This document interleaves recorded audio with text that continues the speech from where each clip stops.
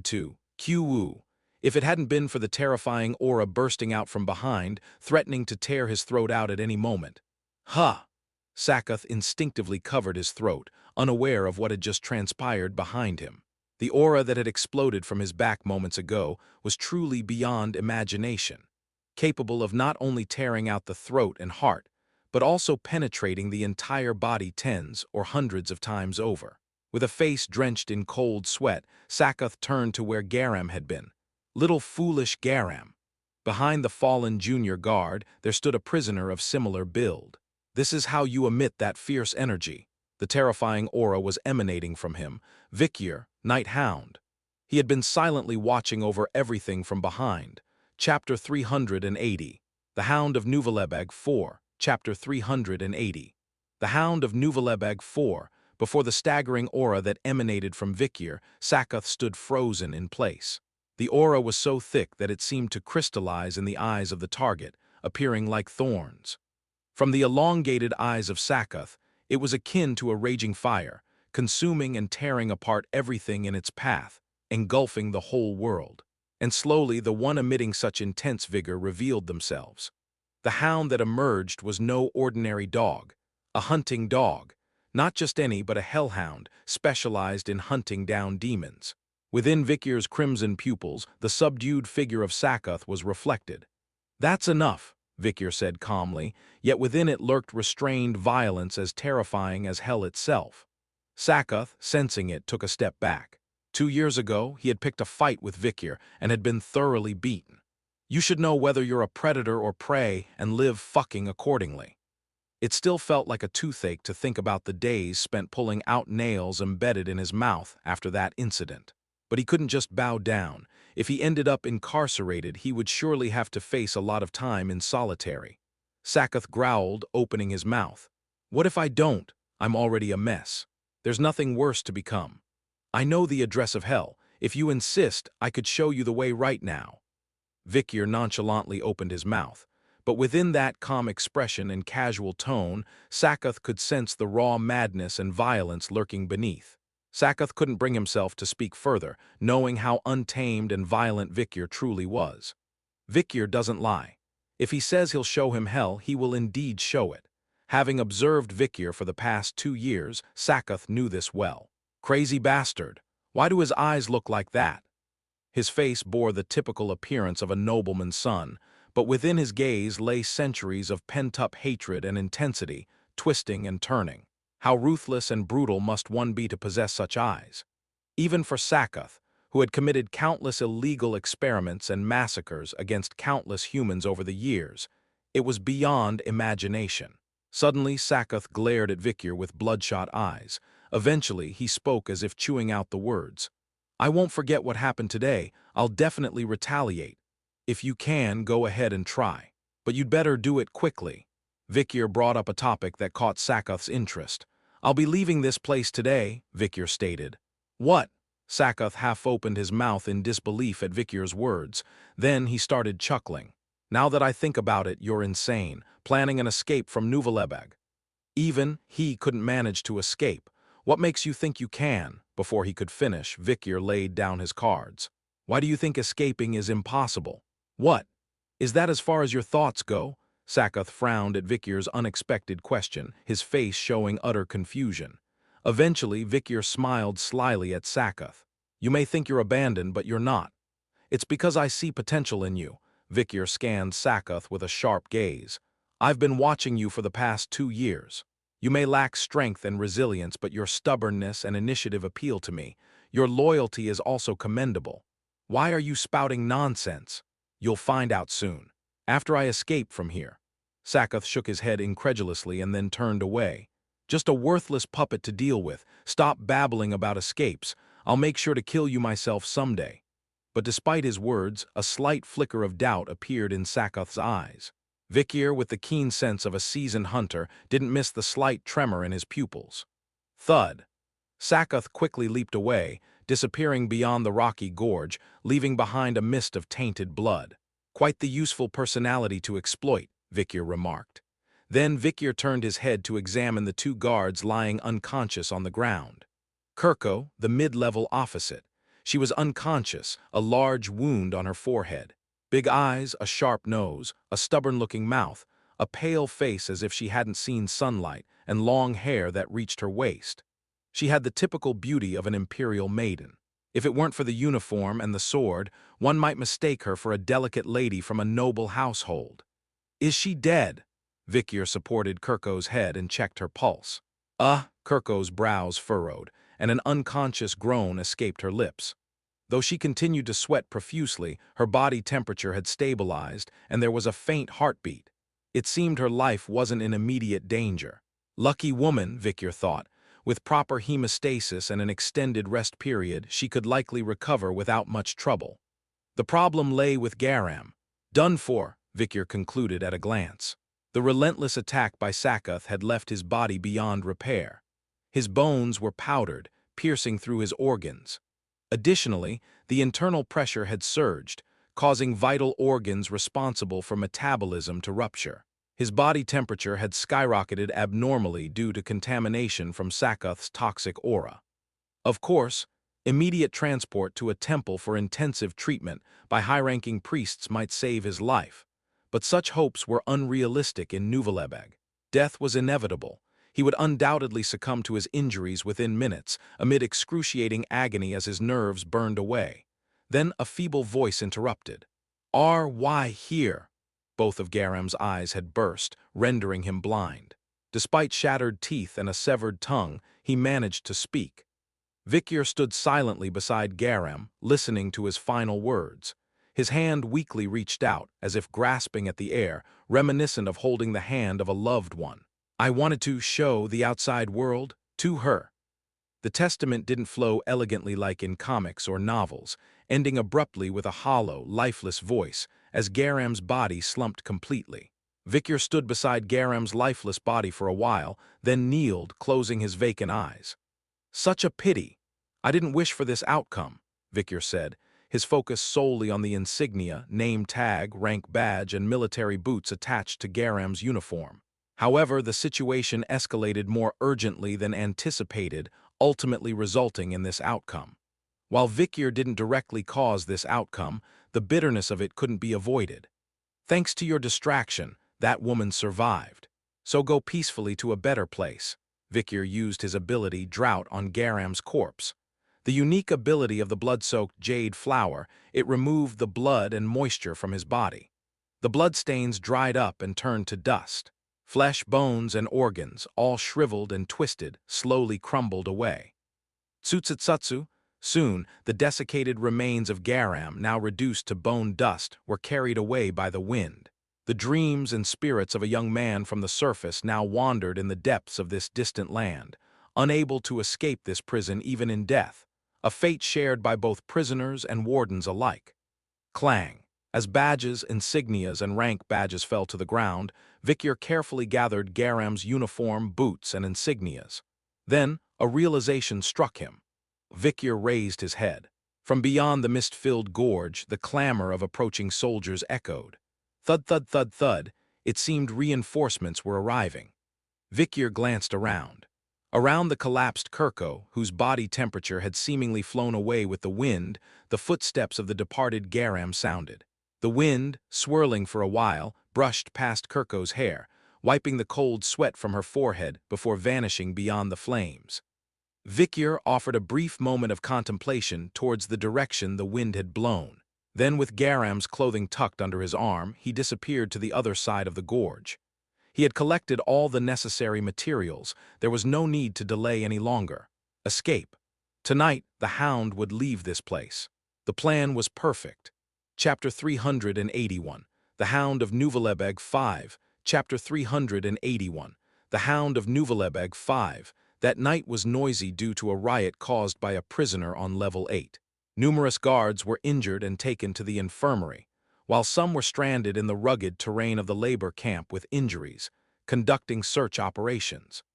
Even the uninjured guards ended up hospitalized in droves after complaining of itching and fever symptoms, having been exposed to Sakoth's mist of blood. Therefore, an emergency was declared for night duty. The guards skipped the evening and dawn roll calls and continued their rotating shifts incessantly due to too many vacancies. Major must be pissed. Major Dorjum must have misjudged. Rushing construction like this was not a good idea. Could this all be because of that blue egg found in the level 10 zone? By the way, is Nouvelebeg really a dormant volcano? What if it's an active one?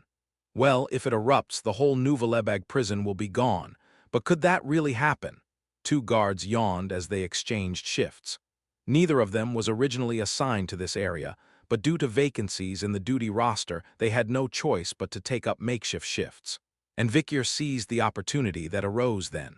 Victor poured the stolen green marker from the guards into a puddle of seawater on the cell floor. The thick ink spread in the water, turning the entire puddle green. He submerged the prisoner uniform he was wearing there. Drip, drip, drip. After several dyes, the prisoner's uniform was completely dyed green.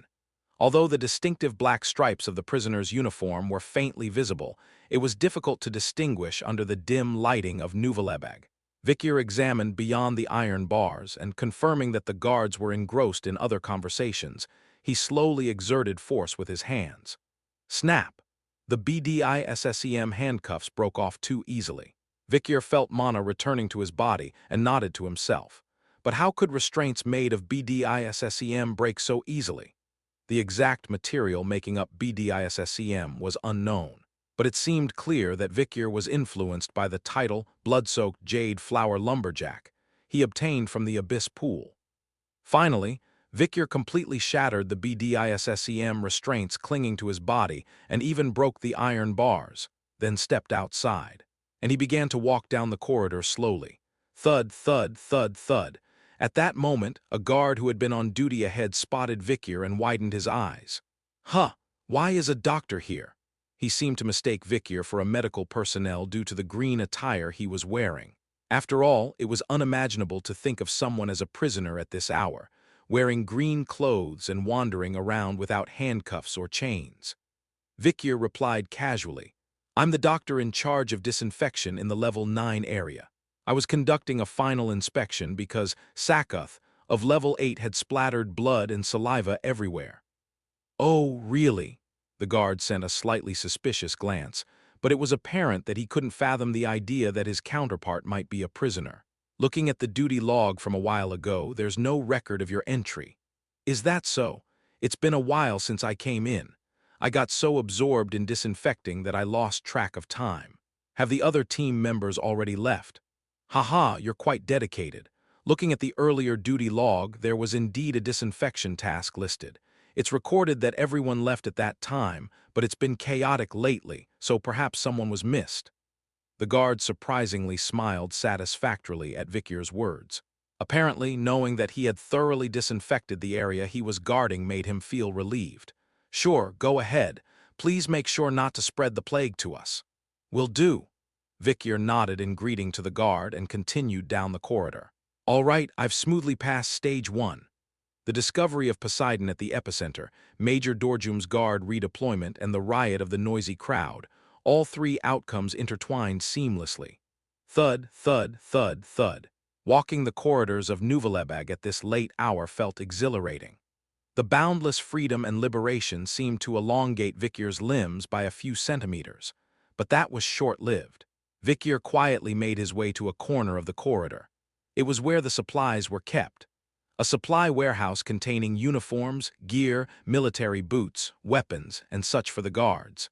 The prisoners' supplies are meticulously managed, but surprisingly, the guards' supplies are rather neglected. A quartermaster sitting on guard duty in front of the warehouse was lazily flipping through a novel, pages worn out from being turned over hundreds of times. Worn-out newbie, I must have read this 200 times already.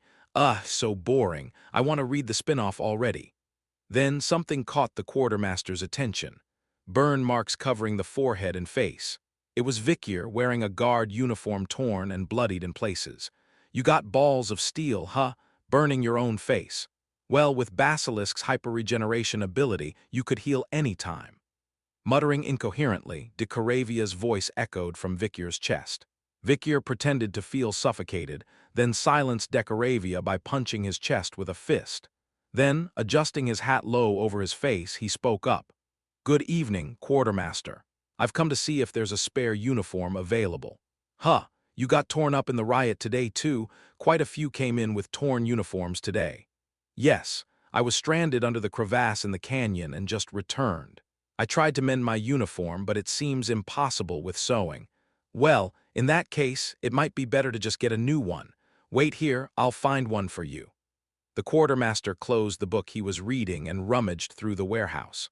Eventually, he emerged with a perfectly fitting guard uniform for Vikir, along with military boots, gear, rank insignias, badges, and all accessories. "What was your name again?" When the quartermaster asked, Vikir promptly replied, "Garam Nord, if you please." Garam Nord, / a name tag with a diamond and a rank insignia drawn on it. Vikir pinned the rank insignia to his chest and shoulders. Having observed the guards closely for some time, he could mimic their actions and behavior flawlessly. However, this is not the time to wear this yet. Vikir put the name tag with Garam Nord written on it into his mouth. It was the moment when a lower-ranked guard named Garam Nord came back into existence. Thud, thud, thud, thud. From the moment he put on the guard uniform and rank insignia, everything went smoothly. He could pass through doors and corridors that were otherwise off-limits to anyone but guards without raising any suspicion.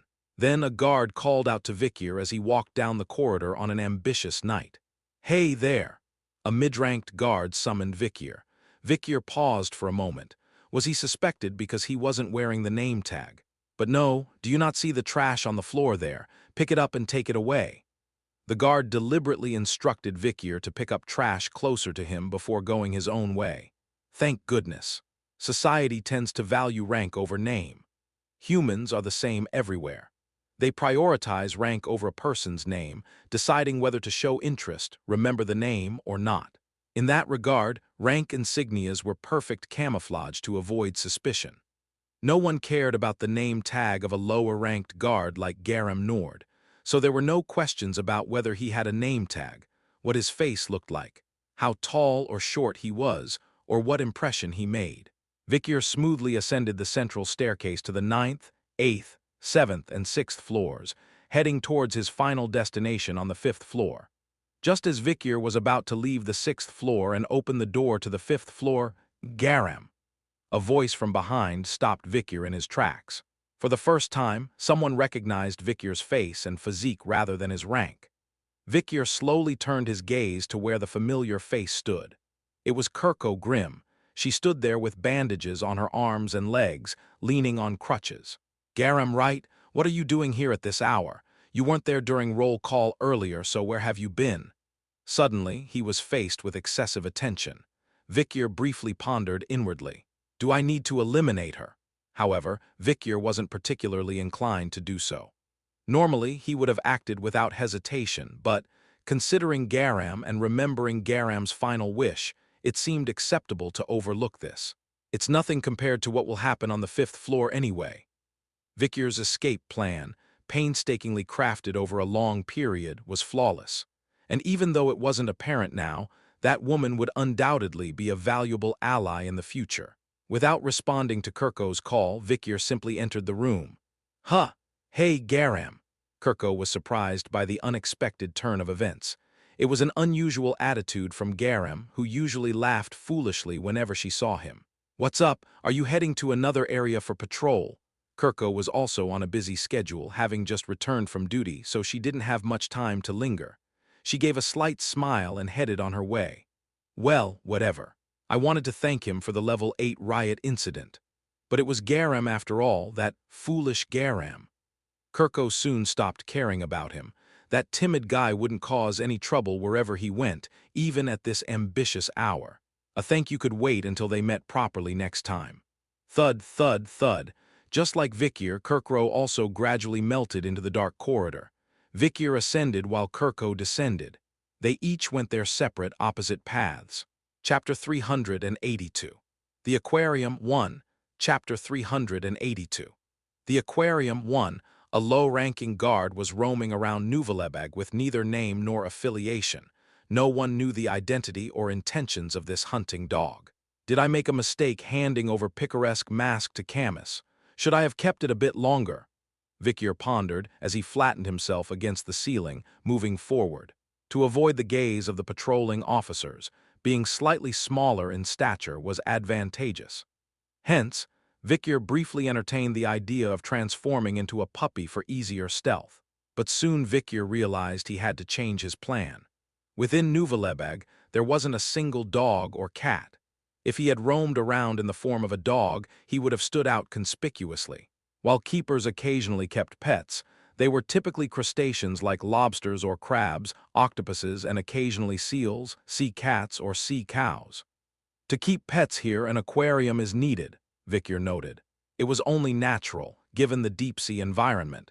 Suddenly realizing everyone had disappeared, Vicur reached the 5th floor. It was the primary destination for Vicur's escape. Before him lay the vast ocean. In the expansive plaza, large circular pools were divided into sections, with narrow and steep passages between them. It was an aquarium or a fish farm, the only one within Nuvvelebeg. "Shall we see what they're raising here?" Vicur mused, fetching a heap of ropes piled in a corner of the aquarium. Attaching a huge hook, almost as large as a ship's anchor, to the end, he threaded a hooked haddock and cast it into the pool. Splash, the bait disappeared into the seawater. Soon enough there was a response. Swoosh, something appeared on the surface, a long and massive shadow approaching the bait. Snap, the rope tightened visibly. Vicur swiftly pulled the rope with force. Squack. Something massive emerged from the water, hooked by the fishing line. It was a giant eel. So this is a gulper eel, Vicur noted. The appearance of a gulper eel was truly bizarre. A disproportionately large head and belly compared to its thin and angular tail. Meanwhile, its mouth, occupying more than 90% of its head, resembled the grand entrance of a temple, vast and wide. Despite its odd appearance, it wasn't a monster but a native species of the deep sea.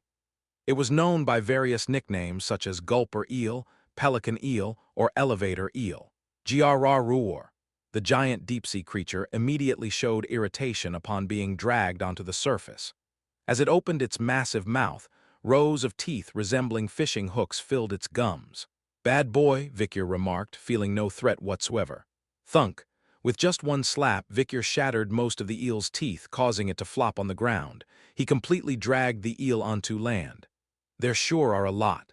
Is this one the biggest?"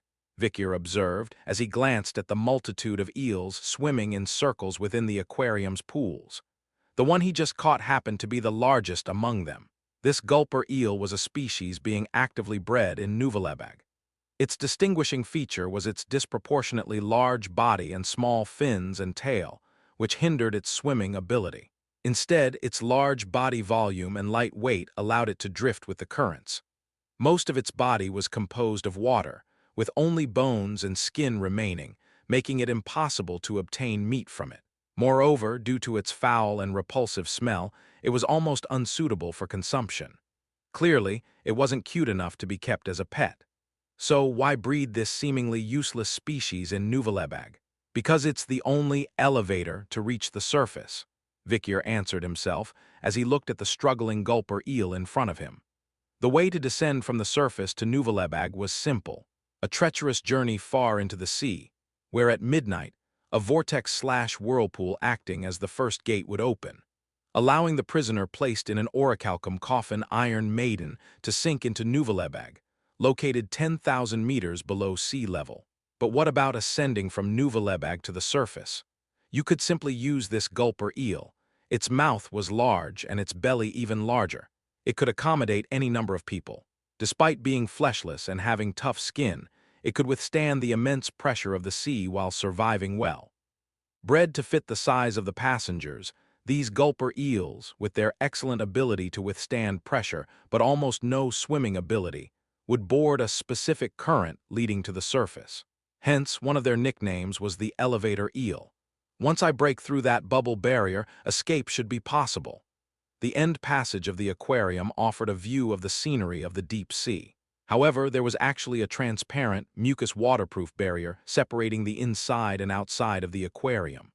The guards of Nuvalebag referred to this mucus substance covering the entire fortress as flubber. Disposable and flubber were both essential substances that sustained Nuvalebag. Disposable restrained the mana and strength of prisoners, maintaining order, while flubber prevented water from flowing into the fortress from the outside, thereby maintaining the prison itself. Both were unknown substances whose identities had not yet been clearly identified. Sticky. Vikir furrowed his brow as he looked at the mucus substance covering the windows, or rather, the entire fortress of Nuvalebag. While flubber was responsible for the security of Nuvalebag along with disposable, it wasn't as sturdy as disposable. Now that he was free from confinement and could use mana, there was no reason why Vikir couldn't penetrate this substance called flubber. Squelch. Vikir grabbed the eel's tail and dragged it toward the window. The eel didn't seem to want to move, but it didn't matter. Since their bodies were gelatinous and could pass through narrow windows, and they lacked swimming ability, as long as they followed the currents diligently, it was fine. Goddamn, was this bred for giants? My, it's so huge. Vikir examined the gulper eel he had just caught. It was indeed a massive specimen, large enough to be believed to be a giant containment weapon. While other aquariums housed smaller specimens, there were hardly any as large as this one.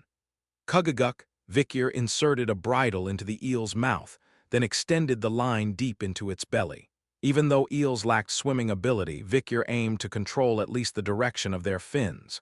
Eventually, thud, Vikir kicked the eel out of the sea. Splash, the flubber mucus tore apart as the eel plunged into the deep sea, with its belly empty. After that, Vikir caught several more eels using ropes, fishing hooks, and the haddock piled in the corner. 3 were of sufficient size to accommodate Vikir, 2 even larger than the previous one. Vikir similarly brittled their mouths and fins before pushing them out of the window. The flubber window quickly healed any damage, so there was no worry about seawater continuously seeping in. At that moment, while Vikir was about to push out the 6th eel, Dicarabia asked him, "Human, but why do you keep pushing the eels into the sea?" "To cause disruption. It would require a lot of manpower and time to chase after all these eels, you see," Vikir responded. "I see. Quite a cunning trick," Dicarabia remarked. "If you have the time, it's good to have some disruption tactics prepared, especially during an escape," Vikir added.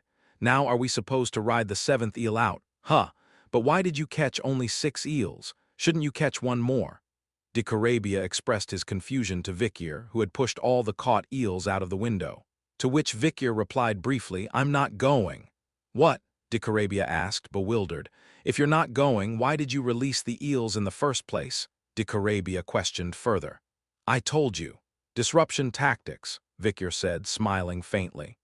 "Riding the eels will come later. The escape is not yet in its final stage," Vikir explained. If he attempted to escape now, regardless of how many disruption eels he released, he would undoubtedly be caught. The current was too slow, and he had no stored food or water, so he couldn't recklessly embark on a voyage of unknown duration. Moreover, there was a risk of the eels being devoured by larger sea monsters or being stranded on reefs or rough currents. Therefore, Vikir intended to prepare thoroughly before attempting to escape. It was best to eliminate as many uncertain factors as possible. Just then, an unfamiliar voice came from behind him. "What's this? An escapee?" Sensing danger instinctively, Vikir swiftly healed the burn scar on his face and turned back with his bare face. As footsteps approached slowly behind him, the voice remarked upon seeing Vikir, "I thought you were a guard, wearing a uniform, but apparently not." The voice carried a tone of admiration as it observed Vikir's face. So this is how you look, the face of the one who broke my shackles." It was not the face of Garam that the voice admired but Vikir's. The presence of a girl with green hair, languidly flowing eyes, and a youthful face that seemed to be in her early teens. However, the shackles layered on her wrists and ankles were unmistakably familiar, despite her wearing a guard's uniform. This mysterious girl, wearing shackles despite donning the guard's attire, had a badge sparkling on her chest. 1 star. A symbol representing the rank of lieutenant colonel, 1 level above major. Recognizing her identity, Vikir narrowed his eyes. "So, it was you who created these shackles." One of the mysteries was finally solved. Chapter 383. The Aquarium 2, Chapter 383. The Aquarium 2, BDISSEM. A mystical substance that confines the aura and power of prisoners trapped in Nuvalebeg. Vikir had once speculated that its material might be plant-based. Title: Blood-soaked jade flower lumberjack deals significant additional damage to creatures in plant form. The duration of various abnormal statuses such as provocation, confusion, blindness, bleeding, burns, and venom lasts a bit longer. He could destroy this confinement that seemed unbreakable with the power of the title he obtained from the Abyss Tree, Blood-soaked jade flower lumberjack. And Vikir's speculation had proven correct. The girl in front of him was of a higher rank than any person Vikir had encountered before. She was even a step above the rank of major, just below warden who was the colonel, Lieutenant Colonel BDISSEM. Pronounced as Vidism. Though she looked like a young girl on the surface, her essence was entirely different. An entity imbued with the power and cunning of ancient trees. Yes, her species was none other than the Ents, or beings known as Dryads. If beings between animals and humans known as beast folk, then beings between plants and humans are the Ents. As expected, it seems fitting that all 5 pillars of Nuvalebeg are not human but similar humanoid beings. Vikir's thoughts were on point. Dorjum was a sea crocodile-type beast folk, Soiree was a hybrid of elf and dwarves, and the one before him, BDISSEM, was an Ent. Meanwhile, BDISSEM looked at Vikir with an air of curiosity. "I came to find out who broke my shackles. Was it you, little boy?"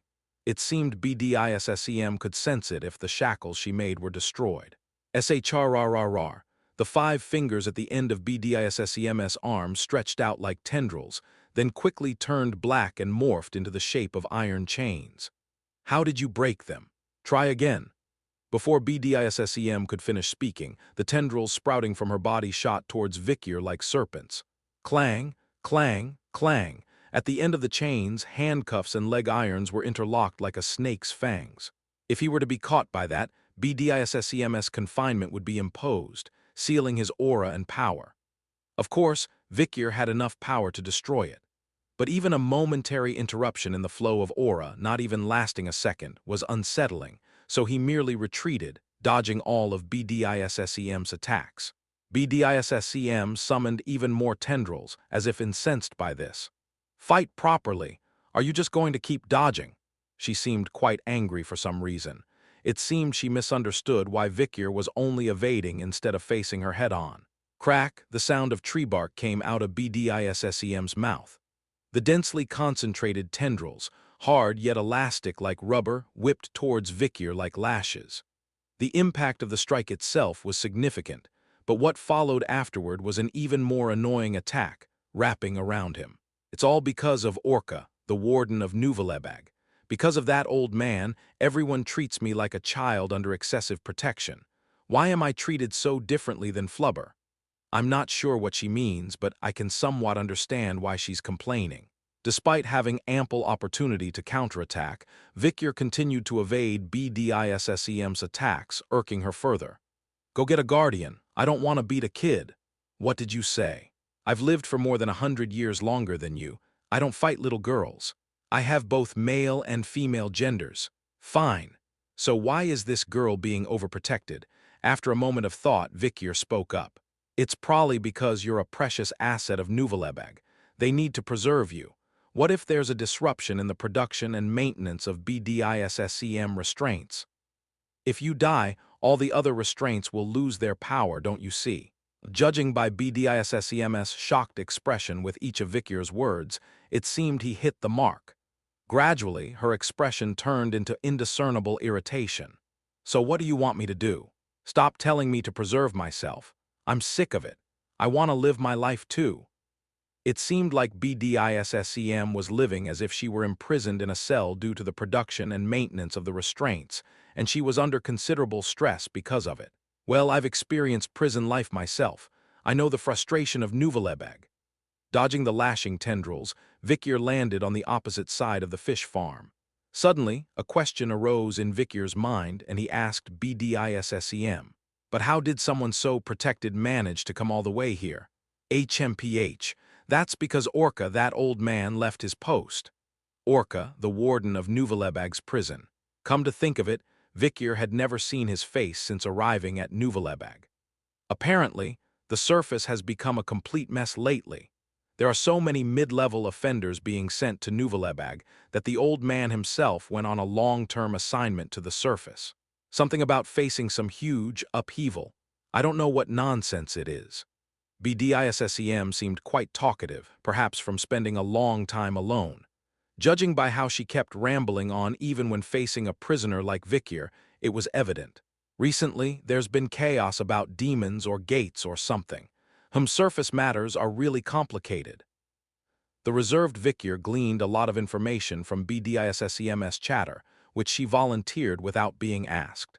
He barely suppressed a hint of anxiety creeping into his mind. Demons and gates, huh? Seems like the era of destruction is drawing near. It was all foreseen, and he couldn't save everyone anyway. He would just try to save those he couldn't leave to die. The 10 corpses' misdeeds, the gate of destruction, the storm of calamity, Poseidon, and Nuvalebeg. Vikir bundled the keywords popping up in his mind together and took action. Let's deal this one step at a time. When your head is spinning with complexities, dealing with what's right in front of you is the answer. Flash! For the first time in a while, Vikir summoned the demon sword Beelzebub. Beelzebub, who hadn't breathed outside air in ages, was exuding a powerful crimson aura. There was no need to show and use the solid aura typical of a swordmaster. TSSSDSSSDSSSDSSSDSS, even at an expert level, generating a gaseous aura was more than enough. Vikir converted all of his aura into gas and dispersed it. Huh, what's this? You're a mere sword expert. With just that kind of attack, HRK? Underestimating the gas aura spreading like a fog, BDISSEM charged forward, only to be met with empty air. Gas was gas, wobbly and weak, but the scale of it was the problem. The gas aura Vikir emitted began to cover an immense area like a blanket of mist shrouding an entire mountain. For an ordinary expert, it would be a dream to even think about. Crash, crash. The sound of anchors and ropes breaking or snapping could be heard throughout the aquarium. The fog of devastation, which Vikir created using gas aura, made each molecule as lethal as a sharp weapon. When fighting one-on-one, a swordmaster's solid aura is preferable, but when wiping out wide areas, an expert's gas aura is more effective. Vikir had no intention of killing BDISSEM.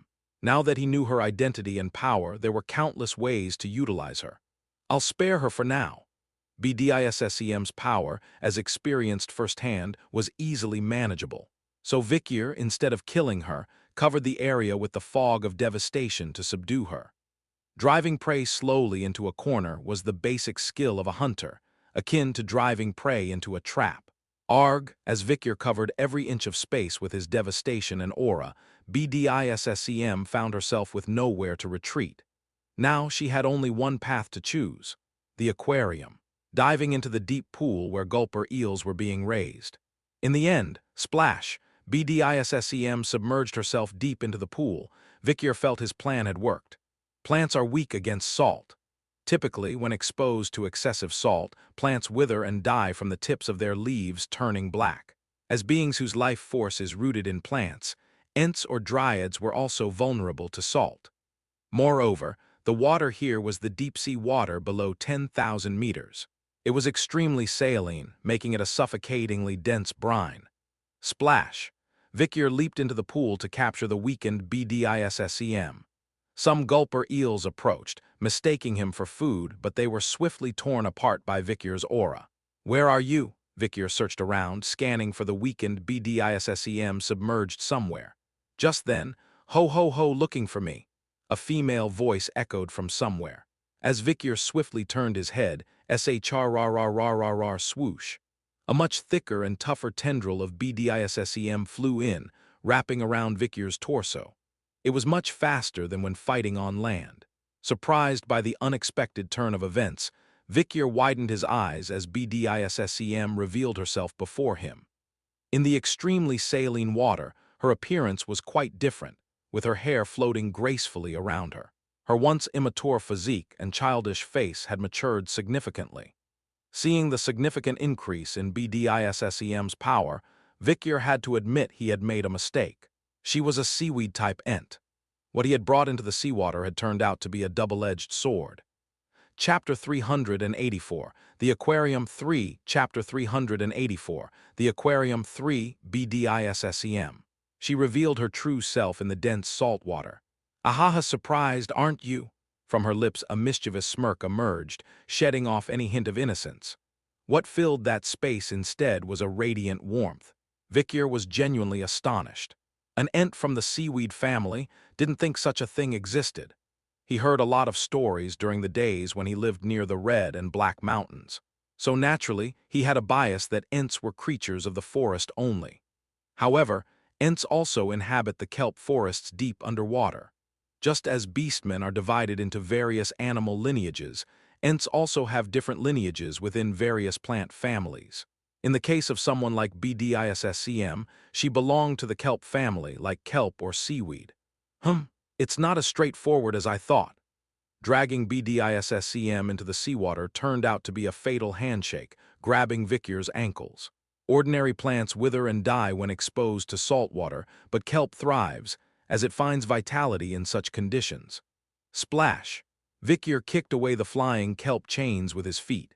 The round and hard bumps attached to the kelp felt like kicking bowling balls with full force. Tedious. Vikyr brushed off the clinging leaves from his arms, trying to rise to the surface. But BDISSEM wouldn't let Vikyr escape the water. "Ahaha, where do you think you're going?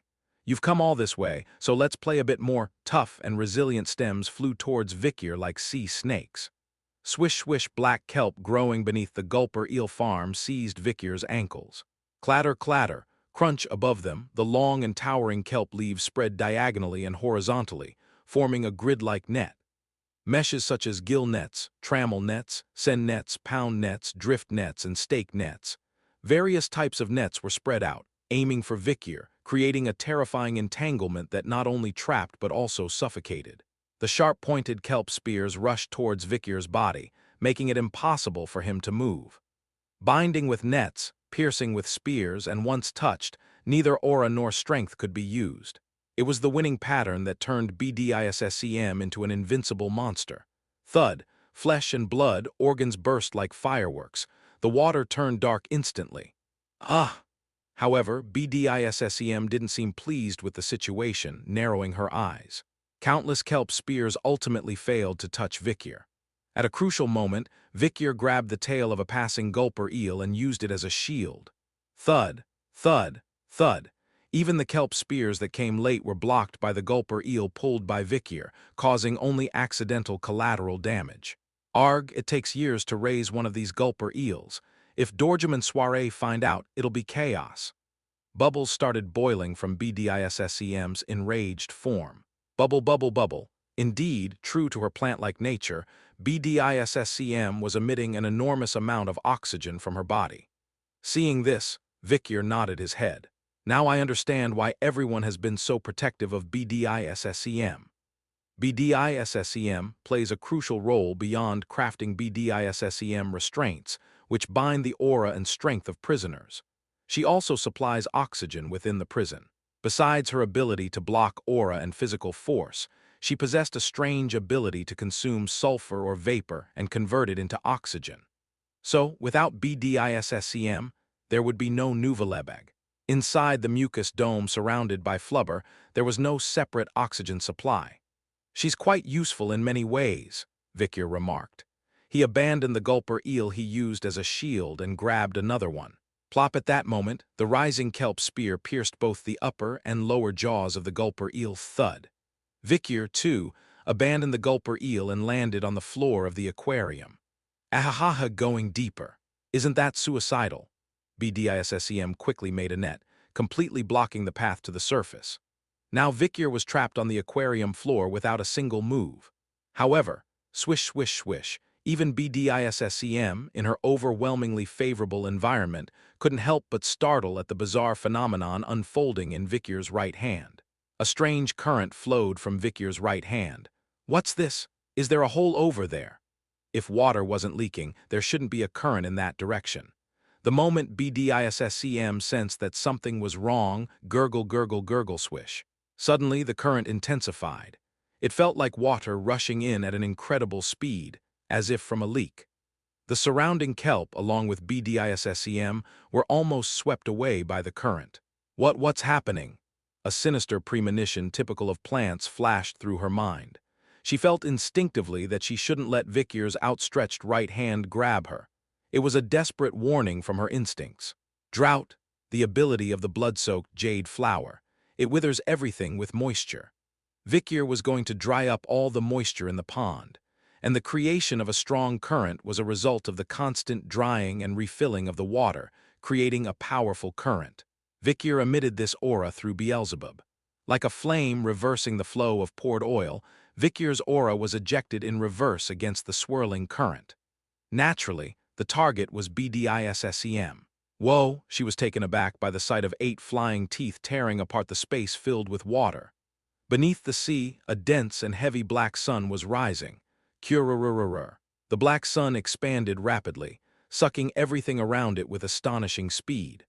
While Vikir's ultimate move, the black sun, packed destructive power, it lacked the ability to draw in surrounding objects.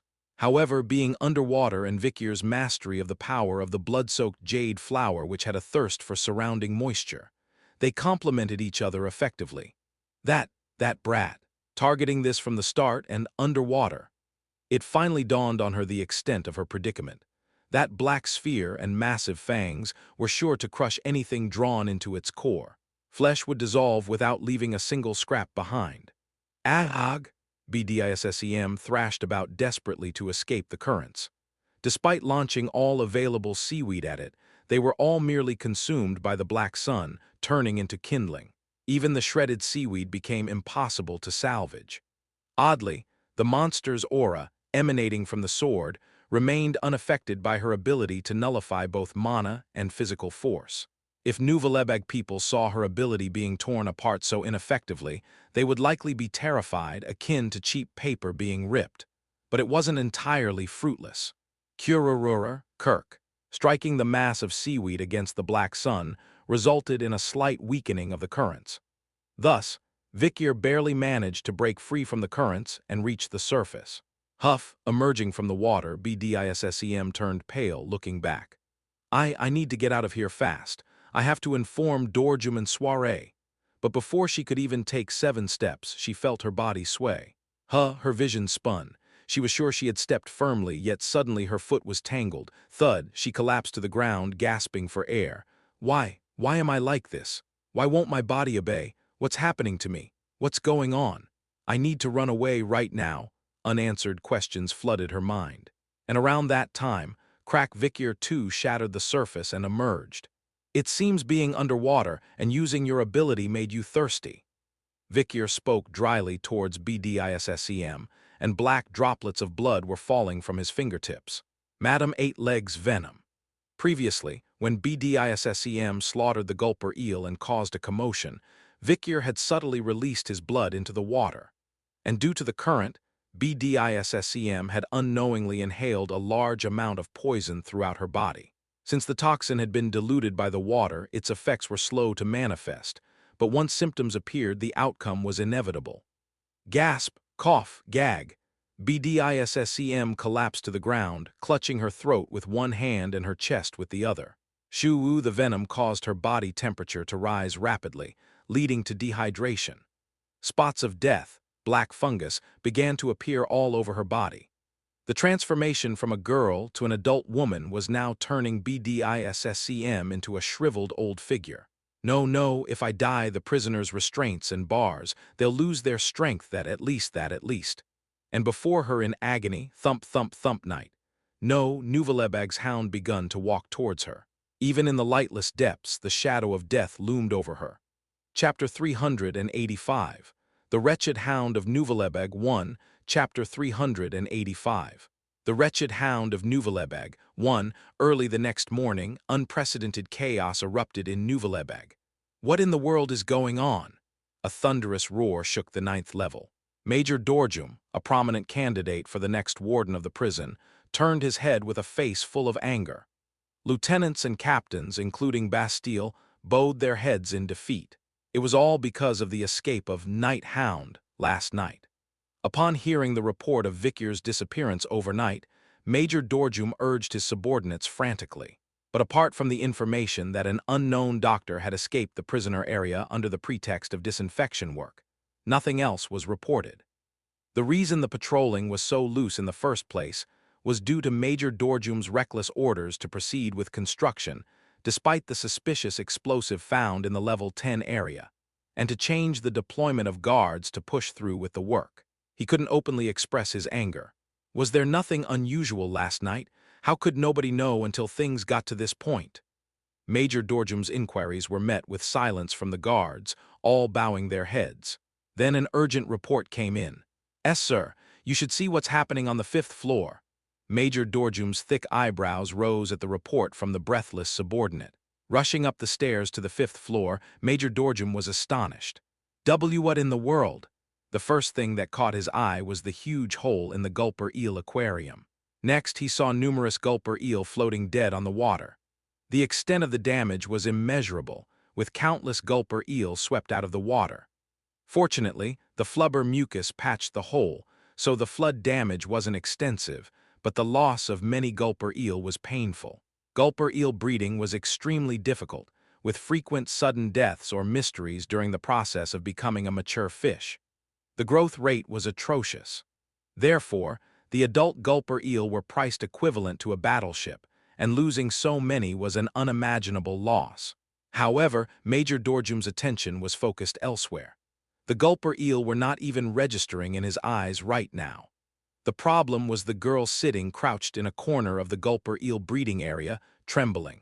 Wrapped in a towel provided by the guards, she was drinking warm manatee milk. It was none other than BDISSEM. "What happened here?" Major Dorjum asked in utter disbelief. To which BDISSEM sniffled and replied, "I was trying to catch an escapee last night, but I missed." "No, why are you even here in the first place, sigh?" Major Dorjum sighed, rubbing his forehead with his hand. Then someone approached Major Dorjum. "What were you doing until now? You're slow as molasses." Major Soiree. She was eyeing Major Dorjum with a hint of mockery. "So, are you really aiming to become the warden?" "Shut it, Soiree. Last night was once-a-year event for me." "Ah, I see. So while I was taking care of flood damage, gulper eel casualties, and BDISSEM's safety, there was no word from you." Major Dorjum remained silent. He just grounded his teeth. Soiree looked around before speaking. "The hole in the wall was patched up by Flubber as an emergency measure, which was fortunate. There was some flood damage, but it's easily recoverable with level 1 prisoners doing labor. The gulper eel casualties are painful, but what can we do? We should be satisfied that BDISSEM is safe. It could have been a catastrophic accident otherwise." "Where is the escapee?" "Why are you asking me? It's not under my jurisdiction. I'm just here to handle the damage." "Fair point. Capturing escapees was Dorjum's responsibility, and Soiree's responsibility was to interrogate and confine the captured escapees. Dorjum had no choice but to ask BDISSEM, who was trembling uncontrollably. "Where did the escapee go?" To which BDISSEM replied in shock, "He's dead." Dead. Dorjum momentarily fell silent. It was highly unlikely for anyone to escape from Nuvalebag. Even with aura and limited strength, weakened by meager meals and harsh labor, it was impossible to escape from this harsh environment. Moreover, this was not just any sea but the deep sea, 10,000 meters under. But action needed to be taken. "Then where's the body?" Dorjum asked sternly, to which BDISSCM evaded his gaze. He rode a gulper eel out into the deep sea. "So he's not dead." "He might as well be." BDISSCM's words held merit. In fact, riding a gulper eel out was not a means to reach the surface. This was a military secret known only to the guards that prisoners were absolutely unaware of. The fifth floor of Nuvalebag, where the gulper eel breeding facility was located, was in contact with over 3,000 circulating currents, but only one of them led to the surface. In other words, the probability of randomly selecting the route to reach the surface was a mere 0.00033101622%. If the gulper eel chose any other route, they would simply roam the vast deep sea and return to their original location, a journey that would take approximately a century, and by the time they returned, anyone inside would be reduced to bones. He had no idea which current led to the surface, so he might have fell into a trap current. He's probably doomed to spend his life in the deep sea. Probably doomed? It sounds like you didn't actually witness his end. He is. He is doomed. I saw it clearly. Before I passed out, I saw him riding the gulper eel out of the hole in the wall. BDISSEM desperately defended herself. Dorjum remained silent for a long time, his arms crossed. "Are you sure you witnessed his end?" What are you implying? And even if you doubt it, it's my jurisdiction. Don't look at me like that." BDISSEM was sweating profusely, because she was lying. Otherwise, it might not end with just imprisonment. Orca, the warden, would have never thought that his beloved BDISSEM would end up confined like a prisoner. Yeah, there was definitely a hole in the wall, and he even tried to take a gulper eel. He probably rode a gulper eel out. By now, he's probably endlessly wandering the deep sea. Damn him, BDISSEM rationalized to herself. It was an unavoidable situation, she said. And coincidentally, Soiree's testimony supported BDISSEM's words. Come to think of it, the guy who came into solitary confinement this time was saying something strange, right? The guy on level 8, that chatterbox. He said Night Hound would escape soon. The chatterbox, that plague-ridden lunatic. Yeah, he said a guy named Vikir promised him an escape. I thought it was nonsense and ignored it, but it actually happened. The testimony of Sakath, currently confined to solitary for inciting a riot, was quite decisive. In the end, BDISSEM was cleared of the charge of missing the escapee. Is it done now? I'm going back to my cell. Afraid of being reprimanded by the warden and appearing weak to her subordinates, BDISSEM decided not to dwell on the issue any longer and kept quiet. Dorjum felt uneasy in various ways, but he judged that he couldn't proceed with the investigation any further. The hole in the wall, the missing gulper eel, BDISSEM's firm testimony. In the end, Dorjum could only nod his head. The Night Hound died while attempting to escape from Nuvalebeg. That should suffice for the official record. Well, I agree, he was quite a charming little fellow, it's a shame. Soiree even agreed. Dorjum found Vikir's name on the list he was holding and crossed it out with a pen. Night Hound, Vikir van Baskerville. Thus, Night Hound was officially declared deceased in Nuvalebeg. Send a mana telegram to the surface to record it. Dorjum casually tossed the list with Vikir's name erased to a junior guard nearby. Yes, Major. The junior guard bowed deeply before taking the list in his hands and walking away to carry out Dorjum's orders. At that moment, Soiree glanced at the junior guard passing by her side. The heavily creased guard hat, the unkempt tousled hair, the large burned scar covering his face, and the neat uniform that looked freshly put on. The name tag on his chest, which seemed new, bore the name Garam Nord.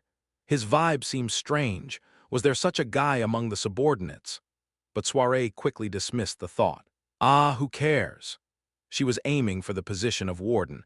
It was unlikely she would remember the name and face of such insignificant people.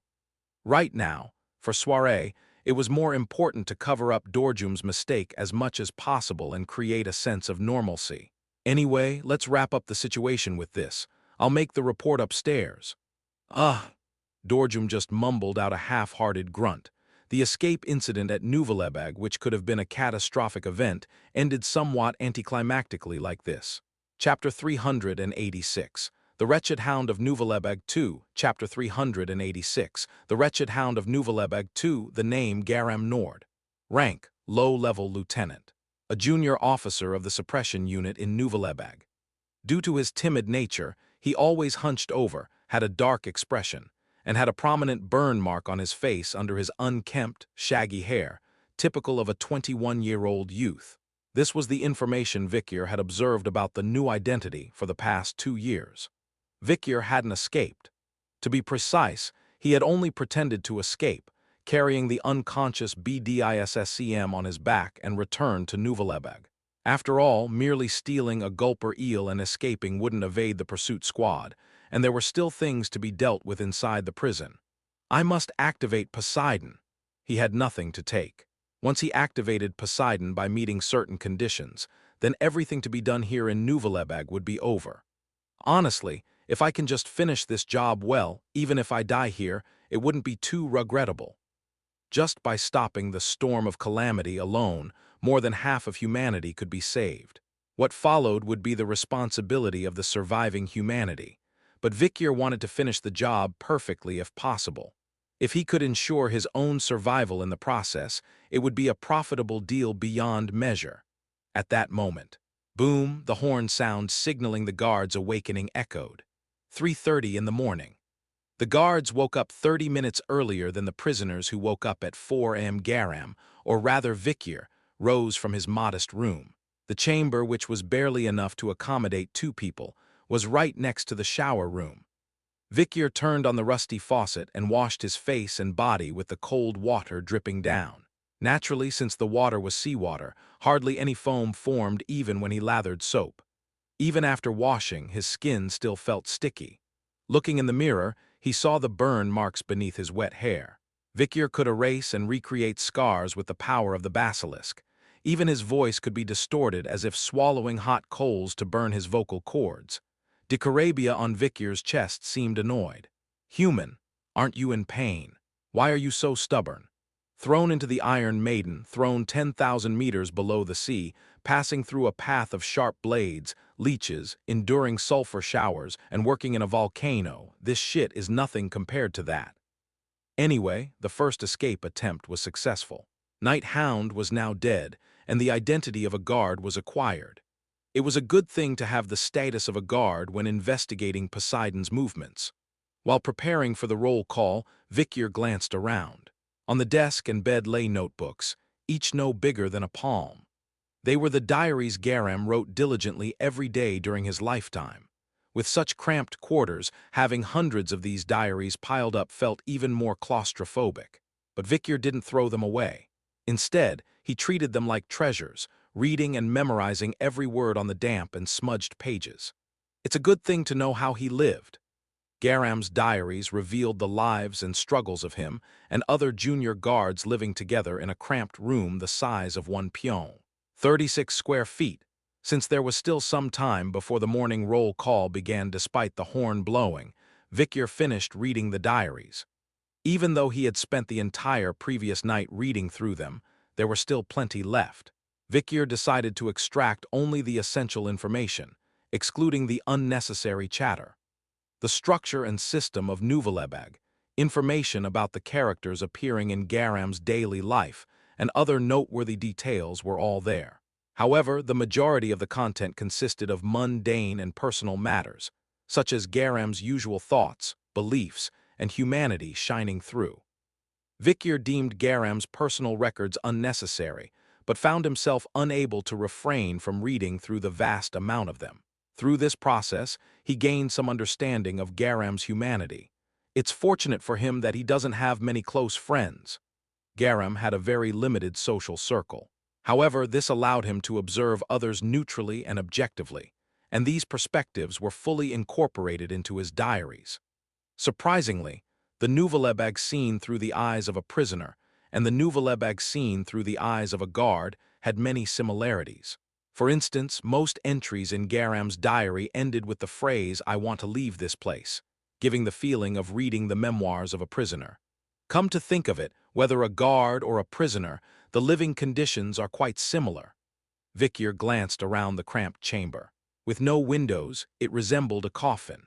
Apart from the absence of handcuffs and bars, there wasn't much difference between the cells inhabited by prisoners and those of the guards. No, the guards had handcuffs and bars too. Morning roll call, everyone out. It was a tightly packed schedule and roll call, as if controlling and manipulating the guards like invisible bars. The guards who controlled and managed the prisoners were also controlled and manipulated by the system. Vicyr got up from his seat and closed Garam's diary. No, he tried to. Vicyr suddenly glanced at the next page of the diary he was reading. There, he saw content that wasn't there before. Starting from that page, there were gradually different contents written. It was about Kirko. The writing was full of admiration for Kirko, with sketches showing her skillful drawing. Stories about her ranking first in the end-of-month evaluation, swiftly suppressing riots among prisoners, being the first among her peers to be promoted, and winning first place in swordsmanship competitions. And there was a slight change in the usual last entry of the diary. After the phrase, "I want to leave this place," a new phrase started to appear, with her. "I want to show her the outside world. If only I could show her the blue sky and salt-free lakes of my birthplace, the animals frolicking in the fields." At this point, Vicyr closed the diary. Suddenly, a phrase he had heard long ago came to mind. Was it about 20 years ago? There was an incident where a prisoner forced a guard to humiliate herself. Apparently, because of that, the guards in Nouvelebeg are particularly sensitive and cautious. KSKSKSKS's, I heard that a byproduct-like child was born from that shameful process. A girl raised in a well, never seeing the outside world even once. After all, what right does a girl born from such a shameful thing have to set foot on land? Useless humans like her should stay stuck in the abyss. Garam's records also mentioned her. Kirko, a child born and raised in Nouvelebeg, a girl who knew nothing of the surface world. Is it a one-sided love or admiration? I don't quite understand the emotions of kids this age, Vicyr murmured quietly to himself. Although he had spent quite some time at the Colosseo Academy, understanding the teenage sentiment was still challenging. However, one thing was clear. Both Garam, who wrote this diary, and Kirko, the girl mentioned in it, were in their youthful 20s. If they had attended the Colosseo Academy instead of being here in Nouvelebeg, how would things have been? Kirko was a talented girl. Perhaps she could have been the head of the Cold Weapon Division or even the Student Council president. Vicyr glimpsed at her talent, potential, and determination, surpassing that of heroes like Tudor, Bianca, Sinclair, and matching dolers. But reality is cruel. Not everyone can live as beautifully as flowers do. There's always an upper and lower side. Even without going through an era of destruction, this was a fact one could understand. Vicyr closed the diary completely and turned away. He left the cramped chamber and closed the soundproof door. Click-thud, soon, the narrow and musty corridor came into view. Damp moss proliferated everywhere, emitting a nauseating smell of sea mold, and the humid air stuck saltiness to the skin. Cheap tobacco smoke lingered heavily in the droplets hanging from the ceiling. The narrow icebox in the corner emitted a constant smell of decay. Glancing at the slightly ajar door of the adjacent room, Vicyr saw a fellow guard lying on the bed, flipping through an old Corno magazine. Considering the magazine had been published over 60 years ago, it was likely that the models on its pages were already deceased. Eventually, it was time for roll call. The junior guards all emerged with sullen eyes, forming two lines facing each other in the corridor. There was no distinction between genders among those who shared rooms. According to Nouvelebeg's guidelines, which categorized individuals into male, female, and guards, everyone here was treated as the same gender. At that moment, amidst the junior guards with their dreary stares, Vicyr noticed one person with particularly radiant eyes. It was none other than Kirko. Kirko resided in a room diagonally adjacent to Garam's. Seeing her in person after only reading about her feels strange, Vicyr thought to himself, quietly observing Kirko. Thwack! Someone forcefully hit Vicyr on the back of his head. Vikyr turned his head in confusion, only to see the guards in the adjacent room chuckling. "Hey, stupid Garam, are you still peeking at Kirko today? You perverted freak. Learn your lesson. Fix your clothes, straighten your posture, you're not wearing a tuxedo, do you want to appear weak to the prisoners? And why is your name tag from last year, who peeled it off? Still the same foolish Garam. From morning onwards." Nicknamed Foolish Garam or Scabby Dog, Garam always carried these labels. Vikyr, having read Garam's diary, was well aware of this fact. Human nature is the same everywhere, he thought. This phenomenon existed in the army before Regression, and even at the Colosseo Academy after. Humans always bullied those weaker than themselves, and when this harassment became widespread within an organization, it paradoxically strengthened the organization. That's why, even when colleagues harassed Garam, the seniors and superiors turned a blind eye. Sacrificing Garam was a lucrative deal if it helped to solidify the unity among other guards. So the junior guards were now teasing Garam nonchalantly, just like any other day. Today seems a bit calmer because of yesterday's crazy shift. "Yeah, so let's harass stupid Garam for fun. Hey, you scabby dog. Why didn't you show up for night duty yesterday? You had no shift. Were you really lost? Not showing up for roll call is also a violation of the military law, you know. You might end up meeting Black Tongue if you keep this up, got it?" At that moment, one of the troublemakers who had been bothering Vikyr locked eyes with Kirko, who was being teased by them. Witnessing the pity and contempt mixed in her eyes, the troublemaker smirked and shouted out, "Hey, Kirko, aren't you coming to rescue your boyfriend? You guys are close, right?" Instantly, all eyes turned to Kirko and Garam. Kirko's brows furrowed deeply. "Crazy bastards!" Kirko swiftly turned away, leaving only the echoing laughter of mockery behind. Just then, thunk the horn sounded again, unrelated to roll call, wiping the smiles off everyone's faces. Soon, a guard from the other end of the corridor rushed in, shouting, "Riot! There's a riot in Level 1. Emergency deployment of the suppression team." Chapter 387. The Wretched Dogs of Nuvalebeg 3. Chapter 387. The Wretched Dogs of Nuvalebeg 3. "These brats, why should we eat this kind of stuff? Are they insane? How can people work in a place like this? They should at least give us some rest time. When can we have family visits? Even prisoners are human. We have rights." The prisoners on Level 1 gathered together, causing a commotion. They were the newly arrived recruits of Nuvalebeg, still not accustomed to the ecosystem here amidst the chaotic atmosphere. "Hey, did you hear? There was an escapee yesterday. Nuvalebeg isn't that tough after all. The guards seem overwhelmed judging by their shifts." "Heh heh heh, seems pretty lax. Should I try to escape too?" These low-level prisoners, who hadn't been properly monitored as the guards were busy, were fortunate to be positioned in blind spots, still unaware of the atmosphere. Then thud, thud, thud, thud. The sound of military boots echoed loudly. The Level 1 prisoners could easily be handled by lower-ranking guards. Mid-level guards lined up against the inmates of Level 1, each holding batons, knives, axes, and the like. What are those menacing weapons for? They're not going to kill us, are they? Are they insane, waving those at us who are already shackled?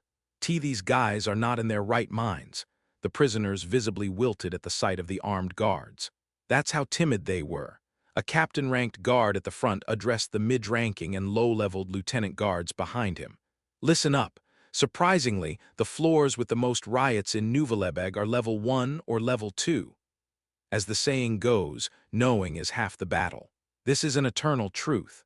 In Nuvalebeg, lower-level inmates tended to incite more riots, while higher-level inmates tended to incite fewer riots. The higher-level inmates might feel the fear of this place more deeply in their bones, but the lower-level inmates with less to lose could be braver because they lacked foresight.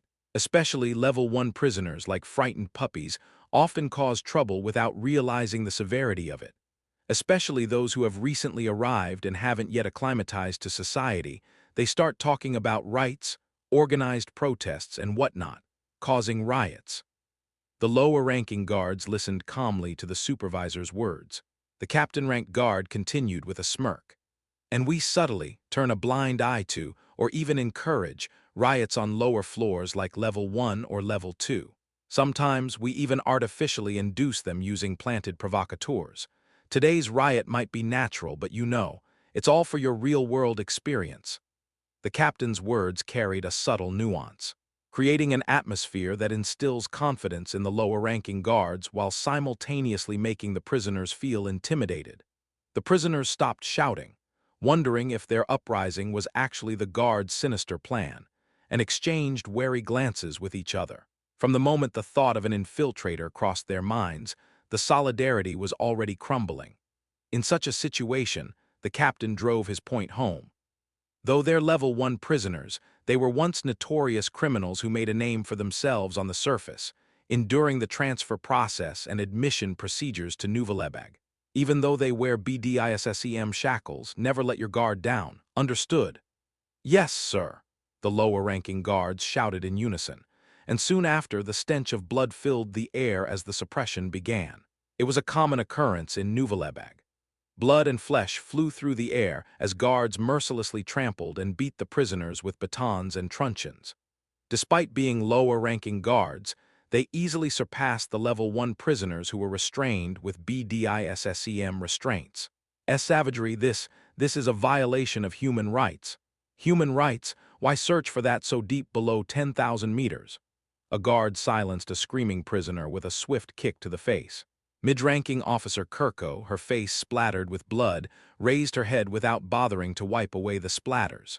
Her cold and piercing gaze swept over the criminals. You possess no rights. You are irredeemable, incorrigible trash. You black-haired beasts aren't satisfied with leeching off the society system that ordinary citizens worked so hard to build. You also threaten their safety. What human rights do you deserve? Under Kirko's gaze, the prisoners shriveled like squids thrown onto a flame. And at that moment a clanking sound echoed. Thud. From behind, a chain whipped across Kirko's back. A level 1 prisoner, shackled with BDISSEM restraints and a restraint mask, stood with bloodshot eyes, glaring at Kirko. The man bore a striking scar in the shape of a cross on his forehead. Heh. Do you know who I am? He spoke arrogantly. However, Kirko merely touched her throbbing back and furrowed her brow. No, I have absolutely no idea. What? You don't know who I am? He smirked arrogantly after flicking his hair back. I am inmate number 8. No, I am the monster of the crossroads. He was Imkum, a prisoner recently incarcerated on level 1. Unlike other prisoners, he had a slightly different background. He was originally a prestigious student at the Empire's top university, the Colosseo Academy. At some point, he fell into a life of crime, landing himself in Nuvellebeg after deviating from the straight and narrow path. Darn it! I crossed some highborn MFS inside the Abyss tree and they retaliated against me outside. Who would have thought the Abyss tree would suddenly disappear? He found himself trapped inside the Abyss, which had suddenly vanished, taking advantage of the chaos during the reorganization of existing power structures. He had a lucky head start, and used his acquired stats and items to bully high-ranking individuals he had never dared to confront before. Especially targeting dolers, Imkum had garnered infamy by harming numerous classmates, until the Abyss tree suddenly disappeared, returning him to his original world. Good grief. I thought we'd live in the Abyss tree for the rest of our lives. Naturally, those who had been wronged by him inside the Abyss didn't forget, and they repaid their debts. After being expelled from school and descending into a life of crime, Imkum eventually found himself incarcerated in Nuvellebeg. However, due to the meager stats he had accumulated within the Abyss, even with BDISSEM restraints, the loss of combat power wasn't significant. Die, you wench! Imkum wrapped the chain hanging between his handcuffs around Kirko's neck. Gah! Kirko momentarily lost her grip on the longsword she was holding. She hadn't expected a prisoner on level 1 to possess this level of strength. This guy had the strength to be on at least level 2, maybe even level 3. He had likely been hiding his strength all along. Kirko gritted her teeth and twisted her body, but Imkum deliberately focused solely on overpowering her. In the chaotic melee of countless prisoners and guards entangled together, they would vanish from sight in an instant. And currently there was not a single guard around to assist Kirko. Heh, so there's a woman like this in Nuvellebeg. I'll let you go if you have fun with me later, how about it? Imkum looked down at Kirko and licked his lips. Kirko tightly shut her eyes. Living as a guard in Nuvalebeg, Kirko always lived with the anticipation that someday she would undoubtedly face a tough situation. This readiness was sharp and ingrained in her, whether she was lying in bed, standing watch alone in the quiet outpost, showering, or eating. Today might be that day. The consequences of a momentary lapse in vigilance were terrifying. Such was the life of a guard working in Nuvalebeg.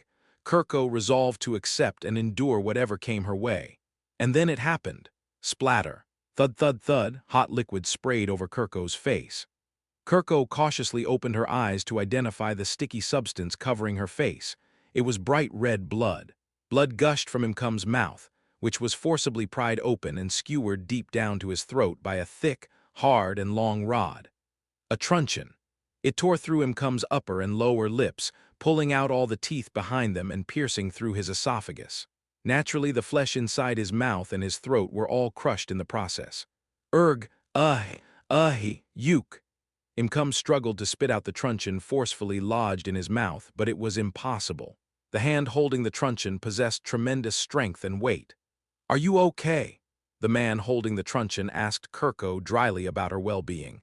He was someone she knew well. Garam Nord, 20 years old, holding the rank of low-level lieutenant, a fellow guard at Nuvalebeg. Garam responded to Kirko's distress with his usual expressionless face. Swish, the truncheon was pulled out of Imkum's mouth. Guick cough. As the truncheon, which had almost reached his stomach, was removed, Imkum retched, spewing blood, tears, mucus, and sweat. Crack. Even though he was on the verge of passing out from the blow to the back of his head, he managed to remain conscious. "Why you?" Kirko hesitated before speaking. "Never thought I'd be getting help from the dim-witted Garam," she thought, recalling past instances where she had to rely on him. No, is this already the second time?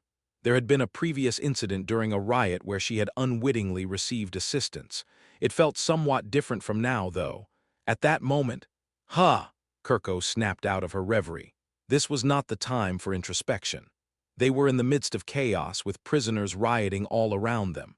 Acting quickly, Kirko shouted, "Not now, Garam. You're supposed to be in your area. Why are you here? Before helping me, you need to subdue the prisoners in your sector." But she couldn't finish her sentence. Garam cut her off with a brief reply. "I'm already done." "What?" For a moment, Kirko doubted her own ears. But soon, her finely tuned ears confirmed that they had functioned correctly. Garam's truncheon, dripping blood, swung in a crooked L shape. Behind him, dozens of prisoners lay writhing in pools of blood. "There are more prisoners left to subdue." Garam's words echoed briefly, leaving not only Kirko, but also their fellow guards who had rushed over with blank expressions. Chapter 388. The Wretched Dogs of Nuvalebeg 4. Chapter 388.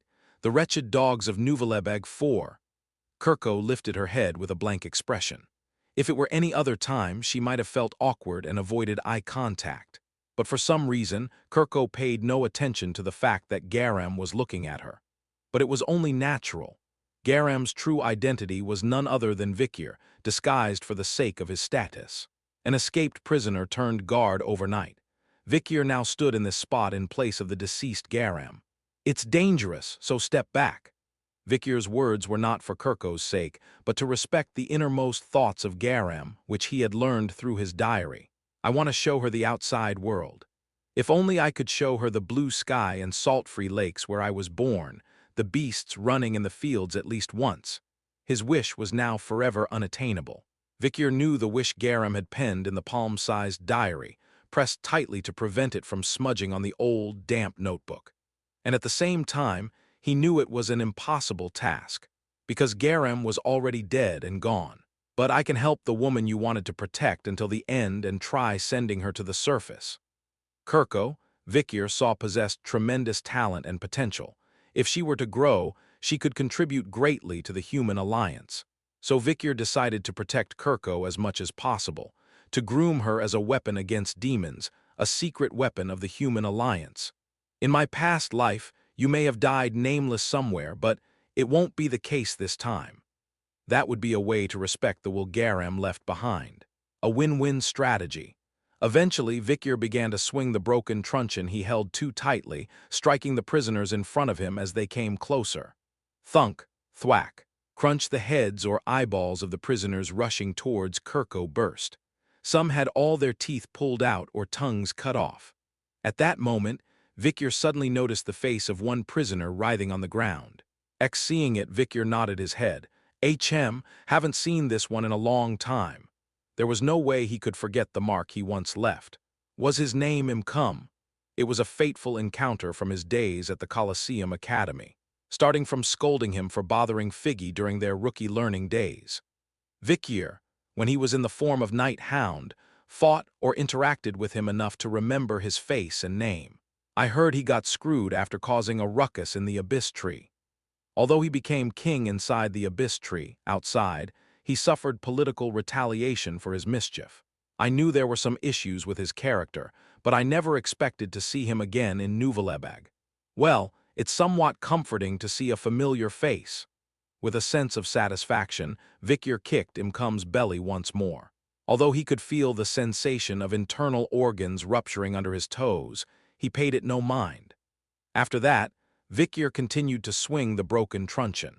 At first, he didn't have the time to adjust his strength, but now he had become accustomed enough to control it adequately while subduing the prisoners. A moderate subduing that only broke a few teeth and fingers or dislocated some arm and leg joints. The counterattacking prisoners couldn't even stand properly, as Vikyr shattered their toes with the heel of his combat boots. All of this happened smoothly, like water flowing. Vikyr slipped through the shadowy space between the fierce guards and prisoners, subtly swinging his truncheon. Dozens of prisoners had already become a bloody mess under Vikyr's truncheon, which silently and swiftly pierced their sides or groins. The problem was that no one, neither the fallen prisoners nor the subdued guards, saw who had subdued so many prisoners in their excitement. Except one, Kirko. She was watching Vikyr's every move with a vacant stare. What's this? Was Garam always like this? He had never seen Garam genuinely engage in subduing before. Born gentle and kind, he was incapable of harming others. Every time Vikyr happened to see him, Vikyr thought, he doesn't seem suited to be a guard. Why would he come here and endure such hardship if he couldn't properly work? Kirko, who somewhat pitied Garam, now had a completely different image she had of him. Was this awakening after the prison riot? His expressionless face as he subdued the prisoners. It was like watching a crazy dog who had lived his whole life harming others going berserk. The clandestine movements, erupting violence, overwhelming strength, unparalleled combat ability. Yet, despite all that, her indifferent attitude. All of this made Kirko feel a thrill.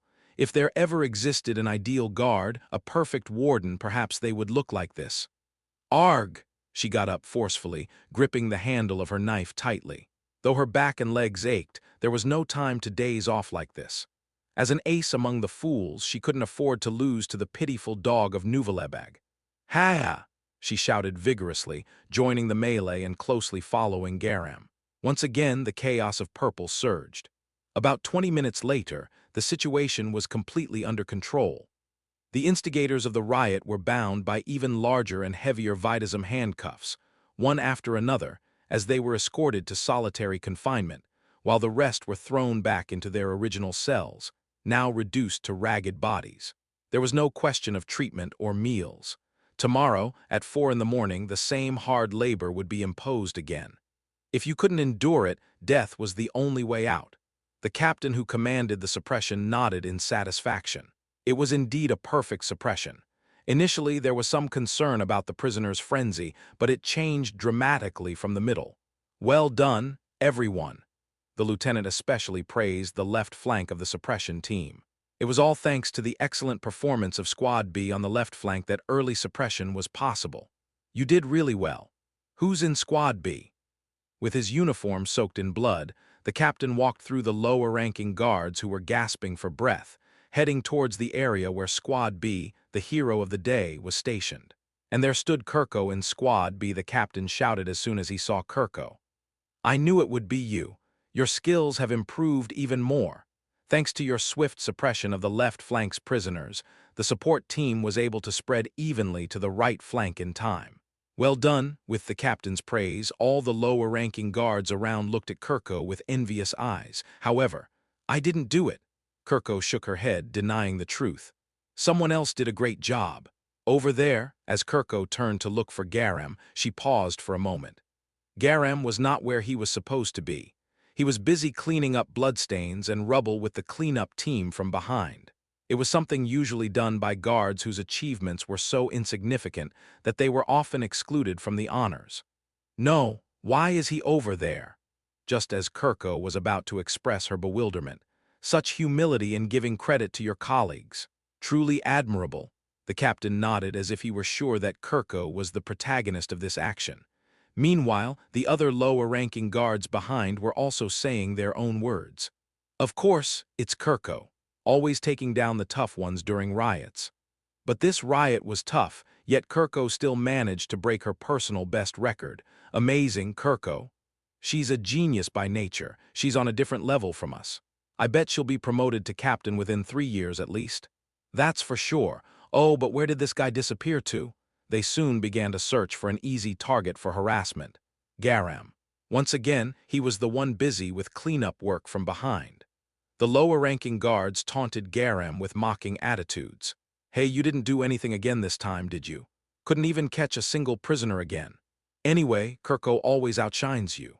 Kirko, the one who took down a bunch of thugs even with this idiot in tow, she's the real deal, huh? They chuckled incessantly, starting to provoke Garam with actions like hitting his back, arms, or patting his head. However, Garam's reaction was slightly different from before. The broken truncheon, bent from numerous strikes.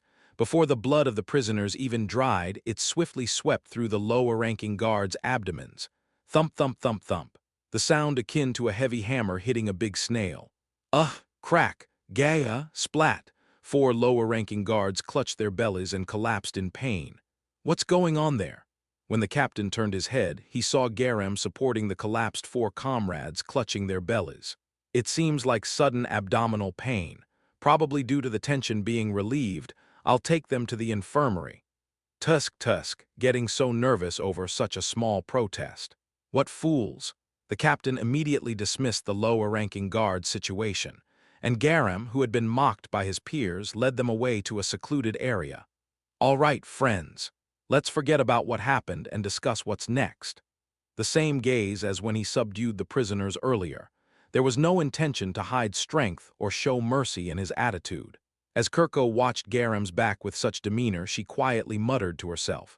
Something's definitely off. PR/N. TL is suffering from the flu. Wish her well in the comments. Chapter 389. The Wretched Dogs of Nouvelebeg, 5. Chapter 389. The Wretched Dogs of Nouvelebeg, 5. Another page was torn from the calendar. Every month, the guards became subjects of the end-of-month evaluation. Nouvelebeg's labor system was somewhat peculiar, with each guard overseeing 12 prisoners and directing their work. For these prisoners, the guard was akin to a god. They had discretion over whether to punish, how much work to assign, and how much rest to allow. This arrangement changed every month. After a month, both the prisoners and the guards scattered. Thus, the guards had to task the prisoners under their charge with labor for the month, deciding whether to give punishment or reward, to make work rigorous or easy. However, this didn't mean the guards always favored the prisoners. Just like the prisoners, the guards were also subject to the end-of-month evaluation. Their score was based on how much work they got done with their 12 prisoners, which was then reflected in their performance appraisal for promotion. To improve their scores, guards had to push the prisoners to work as much as possible, using their own discretion. Some guards resorted to corporal punishment with knives or whips, imposed meal restrictions, limited sleep and rest, or put prisoners in solitary confinement, while others tried to persuade prisoners by giving them extra bread or tools. Prisoners also had to work hard to ensure their guard didn't receive a low score.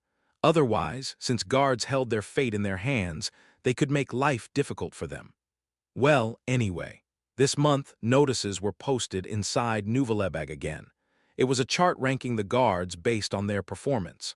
The guards competed with each other to achieve a higher rank on this chart. There was constant tension, with guards resorting to various tactics such as cheating in the lottery to bring in prisoners who worked well and listened, bribing them with money, or facilitating their transfer to another team, or even secretly stealing bread or tools from other teams to entice prisoners to join theirs. Of course, resources within Nuvaleberg were limited, so if someone had an extra meal, someone else had to go hungry. Hence, the team led by a low-level guard, Garam Nord, was always talked about. Garam's team was always miserable. No enthusiasm, no performance, no future. True to its name, Stupid Garam or the Pitifully Dog, Garam's team was always composed of wretched prisoners. Since other guards often intercepted bread and tools, Garam had to sacrifice even his own meals to encourage the prisoners to work. Naturally, the prisoners under Garam's command didn't work hard at all. After all, achieving good results once they were assigned to Garam's team was almost impossible, and Garam, being timid, rarely resorted to punishments. Thus, Garam was always ignored even by the prisoners. It goes without saying that he was also ostracized by his fellow guards. His performance was always at the bottom, calculated based on factors such as the progress of construction in his assigned area, the number of prisoners sent to solitary confinement, and the frequency of riots he subdued. However, despite all this, an unprecedented change had occurred. Grade Sheet 1, Garam Nord //108% 2, Kirko Grim //96% 3, //89% 4. Garam, who always ended up at the bottom, had achieved the top score in this month's evaluation. He had even surpassed the set work completion guidelines given by his superiors, achieving beyond 100%, reaching 108%. It was an exceptional feat among low-level lieutenants. So, these low-level lieutenants always discussed the evaluation chart whenever they gathered. Wow, have you seen the grade sheet this time? Garam is absolutely insane. I didn't know work completion rate could exceed 100%. Usually, the set completion rate from above is somewhat exaggerated, deliberately making it difficult to achieve. Yeah, that's why even Kirko usually stops at around 95% to 96%. That's still impressive. Did you see the gap with the third place? It's 7%, but the gap between first and second place is 12%. Does that make sense? Was Garam always this good? Impossible. He's stupid Garam, always at the bottom with scores in the 40s. What? So, was he hiding his strength and pretending to be a loser all this time? That's really frustrating. At that moment, the atmosphere in the cafeteria where the low-level lieutenants were gathered suddenly quieted down. Kirko, who usually held the top position and had achieved second place in this month's evaluation, appeared. Clack! Kirko placed her tray on the table and sat alone, starting her meal. The menu for today consisted of roasted bird, fermented sea bass, boiled beans, and a cup of sea cow milk. Then, Kirko heard murmurs from the other low-level lieutenants who were quietly dining. Kirko seems upset today, doesn't she? Well, she got beaten for first place, and by that idiot Garam of all people. Could Garam get promoted before her at this rate? Kirko stopped chewing her beans, her expression turning visibly uncomfortable. And then, with a deeply unpleasant emotion, she turned her head. At that moment, both Kirko and the low-level lieutenants gossiping also stopped what they were doing simultaneously. Garam, the center of attention, had entered the dining hall. Garam, no Vikir, while chewing on boiled beans, pondered over his future plans. To activate Poseidon, we need to maximize the mana at the critical point or apply otherworldly physical force. For that, it was much more convenient to operate as a guard rather than as a prisoner. This was because he could freely observe the dynamics of Poseidon at any time. However, to frequent the depths of the labor camp where Poseidon was stationed, it was impossible with the rank of a low-level lieutenant. Rank system. Low, mid, H-ig, lieutenant, low, mid, high, captain, major, 4 pillars of Nuvaleberg, lieutenant colonel, BDSM, etc., colonel, the warden. At least becoming a captain or safely a major would be advantageous. Either a captain adorned with 3 diamonds on his badge, or a major with a single mugunghwa flower on his badge. This level was necessary to carry out activities without hindrance. I need to get to at least mid-level captain. They can roam around the entire work area without reporting. It might even be possible to secretly activate Poseidon at night. To achieve this, he needed to diligently accumulate achievements. Fortunately, unlike regular units where promotion could take months to years, Promotions based on performance were fast and certain in Nuvvelebag. That was because many guards either died or became incapacitated during their service. As Vikir pondered over various thoughts, clack, something was placed on the table in front of him. It was a powder contained in a paper envelope. Garam Nord, today's your birthday, right? Happy birthday, a kitchen guard tapped Vikir's shoulder once and left. Vikir only realized today was Garam's birthday. The paper envelope was filled with white powder. Dipping his finger and tasting it, he felt sweetness. Is it sugar? Come to think of it, it seemed similar to what he had seen in Garam's diary. In Nuvvelebag, guards celebrating their birthdays received a bag of sugar as a gift, but there was also a faintly salty taste in the sugar inside the bag. Though it was hard to see due to its white color, it seemed to contain a considerable amount of salt. What's this? Vikir shook the envelope, tilting his head in confusion. At that moment, are you really that stupid? A cynical voice came from beside him. Kirko had approached without Vikir noticing, her arms crossed. You have the same reaction every year on your birthday. No wonder others call you stupid Garam. Kirko glanced into the sugar bag in Vikir's hand and shook her head. Major Dorjum must have had some. I heard he secretly likes sweet things. He probably felt embarrassed and added common salt. I see. Turn a blind eye, huh? Do you know why Major Dorjum came to Nuvvelebag in the first place? He was caught mixing sand and rice bran into the rice he gave to his subordinates while serving on the ground. He claims he was discriminated against because he is a beastman, but it was actually because of the embezzlement of military supplies. Kirko muttered, a leopard can't change its spots, shaking her head. Seeing her freely insult her superior, it was clear her personality wasn't exactly ordinary. Anyway, well, happy birthday. Kirko hesitated for a moment before speaking. And thanks for helping me last time. Her last words were spoken so softly that even Vikir, with his keen hearing, found it hard to understand. It's my birthday. Vikir pondered about the day he was born. It was a date that held no significance to him, a day he didn't remember, nor did he attach any meaning to it. It was a commonality across all three of Vikir's lives, from the time before reincarnation to his time in the Abyss Tree and in Baskerville. A birthday in Nuvvelebag was just another low point in the gloomy and damp timeline. It remained the same even in the era of destruction, inside the Abyss Tree and within Baskerville. The sugar quickly became sticky due to the clammy moisture. The damp, musty smell from the boiled beans was suffocating. Clack! Vikir rose with his empty plate and headed towards the dishwashing area. At that moment, Kirko glanced at Vikir's retreating figure with a slightly bewildered expression. He's still weird, she muttered quietly to herself. Kirko observed Vikir carefully. Was Garam always like this? She wondered. Being acquaintances, Kirko had occasionally observed him. While she always found Garam pathetic and foolish, she didn't hold him in contempt as she did with others. He was simply someone who didn't fit in Nuvvelebag. That's all. When Kirko thought about how Garam had lived on the surface in his childhood, she couldn't help but dislike him somehow. To her, who was born in Nuvvelebag and had never seen the surface, Garam represented the surface world. He seemed idle, timid, slow, and somewhat naive. A boy who never showed any signs of ambition or competitiveness. But recently, his behavior had changed. He led prisoners to achieve tasks considered impossible, and he scored remarkably high in physical fitness tests and written exams. Gradually, the way his fellow guards looked at Garam began to change. Their usual indifference or disdainful attitudes slowly turned into a warm desire to become closer. Yet, for some reason, Kirko didn't want to acknowledge this change in Garam. Inferiority complex. Perhaps it was a manifestation of the complex that no matter how outstanding or talented one might be here, in the end, they were just frogs in a well. Was that why?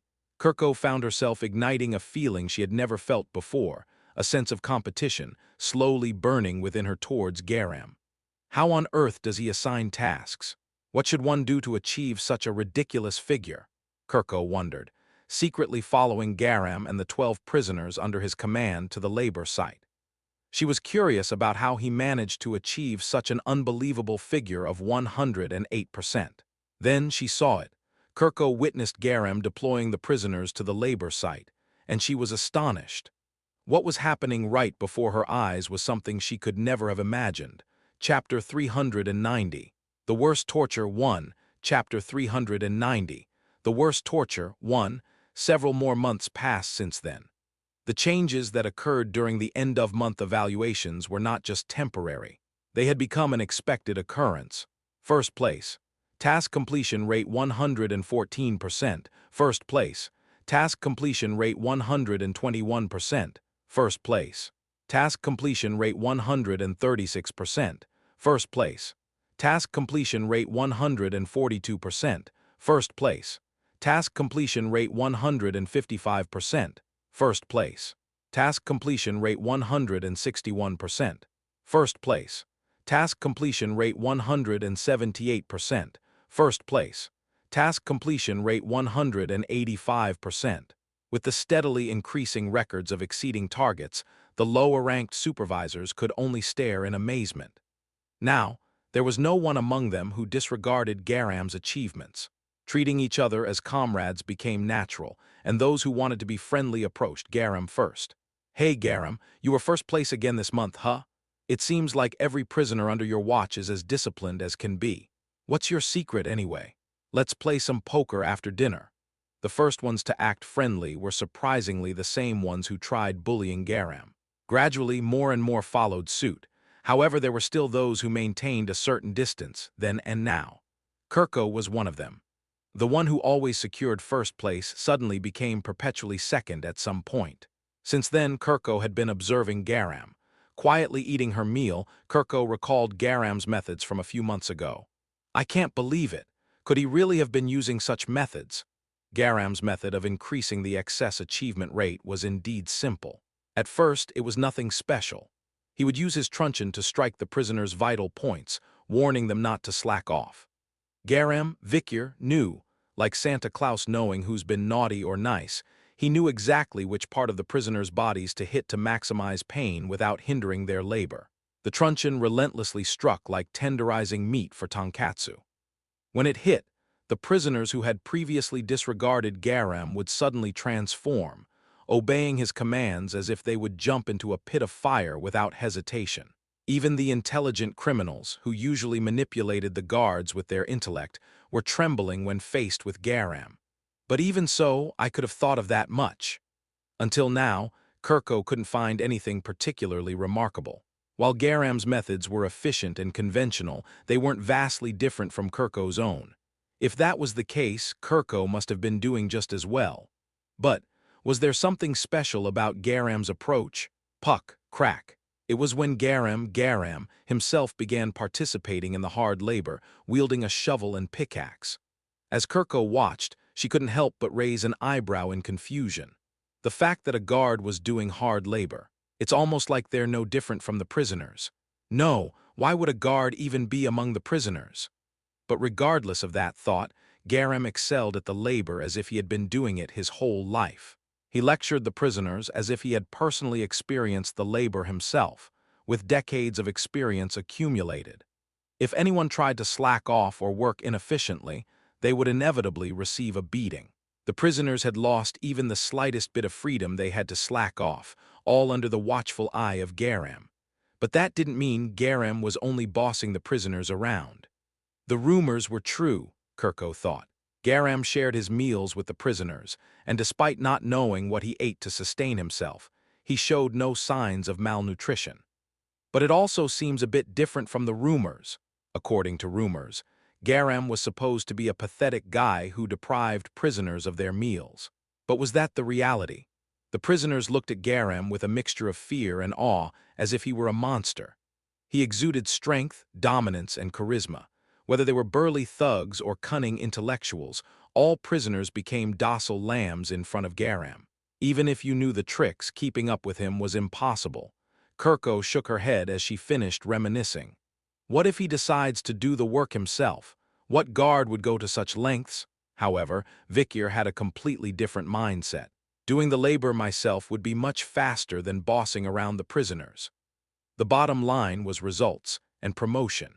He needed to quickly obtain the authority to command high-level prisoners and activate Poseidon in the level 10 zone. Even now, countless prisoners were digging the earth, and the resulting shockwaves were likely being absorbed by Poseidon's roots. But there's nothing as effective as directly impacting the surface. So Vikyr aimed to get promoted quickly, to handle bigger and stronger prisoners. If someone didn't listen, he would starve them and beat them.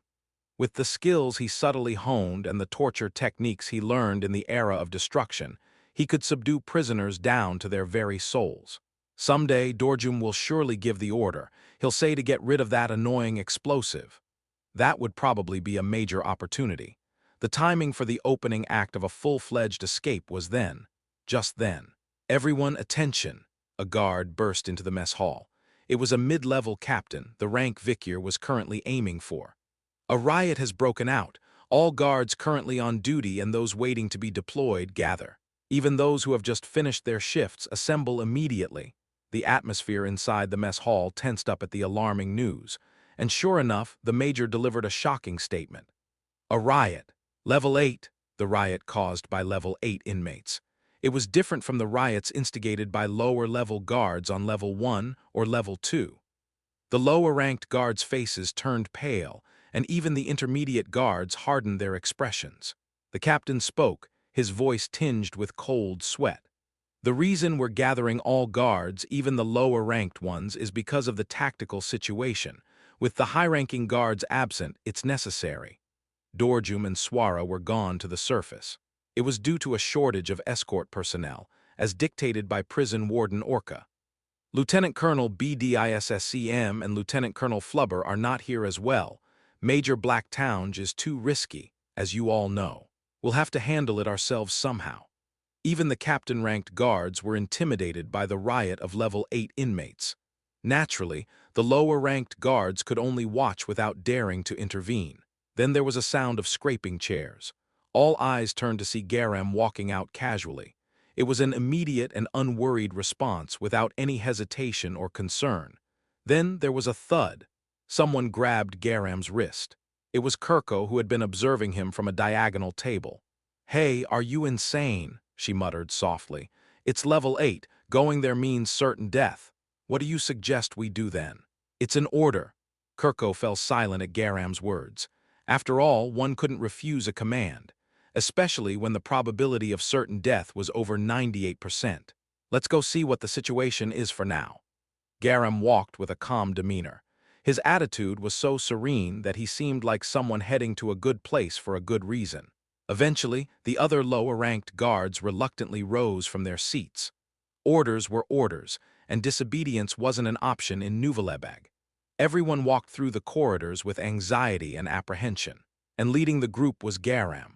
Unlike the others, whose eyes betrayed their unease, Vikyr's gaze remained calm and steady, flickering with anticipation. Perhaps this will be a good opportunity. What could be as helpful for one's career advancement as a riot among high-level inmates? Chapter 391. The Worst Torture Part 2. Chapter 391. The Worst Torture Part 2. Crash. As rocks shattered, tremors shook the area. Amidst the encirclement of numerous prison guards, one man in particular stood roaring at the center. "It's Sakath de Revieden, the instigator of today's riot on Level 8. The guards shouted, "Hey, Sakath, UMF. How long has it been since you came out of solitary confinement? Damn it, this is the second time already. You want to go back to solitary again. If you don't behave, we can really mess up your miserable life." However, even in front of the encirclement of swords, axes, and maces, Sakath's crazed roar showed no signs of diminishing. "The Queen has abandoned me. She didn't uphold the command to release him. That's why she abandoned me. She hasn't even given me a hint of escape so far. It's obvious. I hate it now. Let me out of here. Or just kill me." He was clearly not in his right mind. Saliva dribbled from his mouth. The blood vessels in his extremely congested eyes wriggled like worms, as if about to burst through the surface. Sakath wildly thrashed around, swinging the BDISSEM chain attached to his wrist, and with each motion, crimson droplets scattered from the wounds all over his body.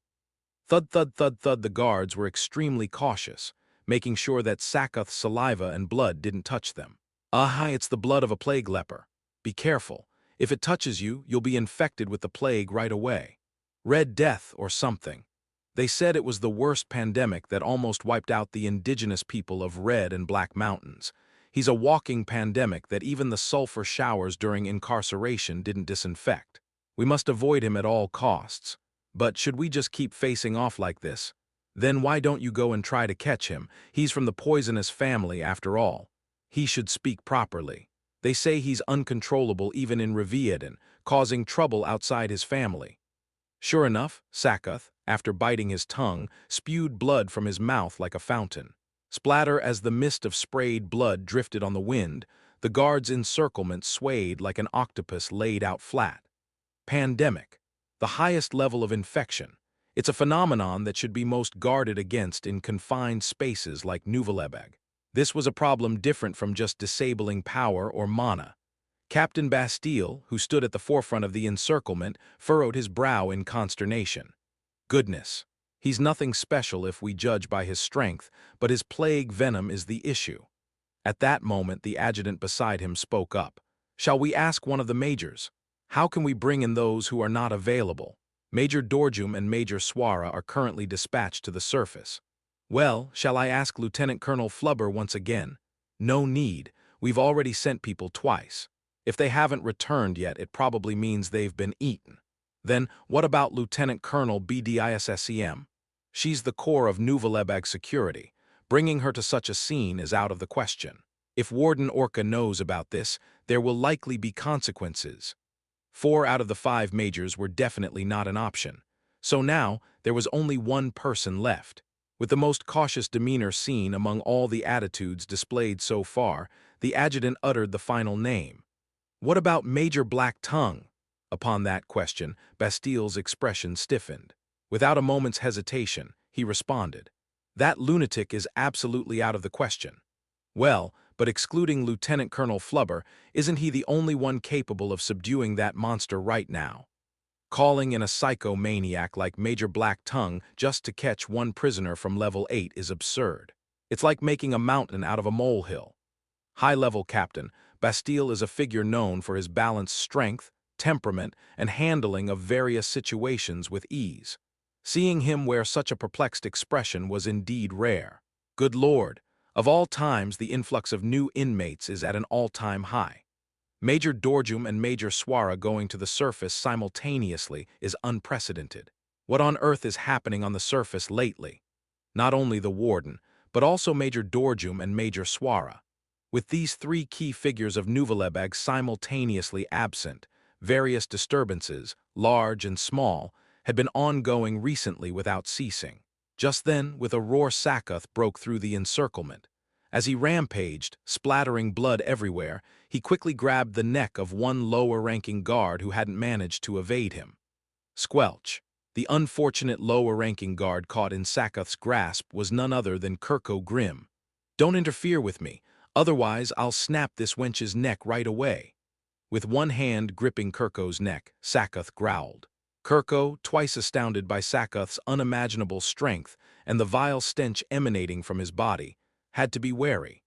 One wrong move, and her neck could snap or she could die drenched in the dreadful plague venom coursing through her blood. A hostage situation. What do you think? What do you want, you lunatic? When the guards questioned him fiercely, Sakath chuckled. What do I want? Nothing. I'll just watch you fools scramble around while my sorry excuse for a life unfolds. Oh, by the way, you'll need to suspend construction on level 10 for a few months. I'm going to splatter some delightful blood around. With that, Sakath spat on the floor of the labor yard. SSSSSSSSSSSSSSSH. The dirt around where Sakath spit landed fizzled and melted, emitting a foul sound and odor. Bastille narrowed his eyes as he watched Kirko. A hostage situation now resorting to such tricks. GRRRR. Normally, there should be at least one hostage in this kind of atmosphere. If you harm a single hair on that friend of ours, you won't die so gracefully. Give it a try. GRRRR. After all, I'm just a discarded body. As the standoff between Bastille and Sakath continued. Sir, I'm fine, Kirko managed to speak with difficulty. We can't negotiate with the prisoner. I don't mind, so please proceed with the suppression. Kirko couldn't finish his sentence. Sakath slapped her to the ground and then lifted her up again. You bastard. Kirko spat blood from her nose and mouth, her eyes wide open, and Sakath stomped on Kirko's face with his foot. Grrrrrrrrrr, seems like you're hallucinating. The reason those guys can't approach me is just because of my plague, not to protect a lowly guard like you. You fiend! Kirko tried to draw the longsword at her waist, but Sakath couldn't let that happen.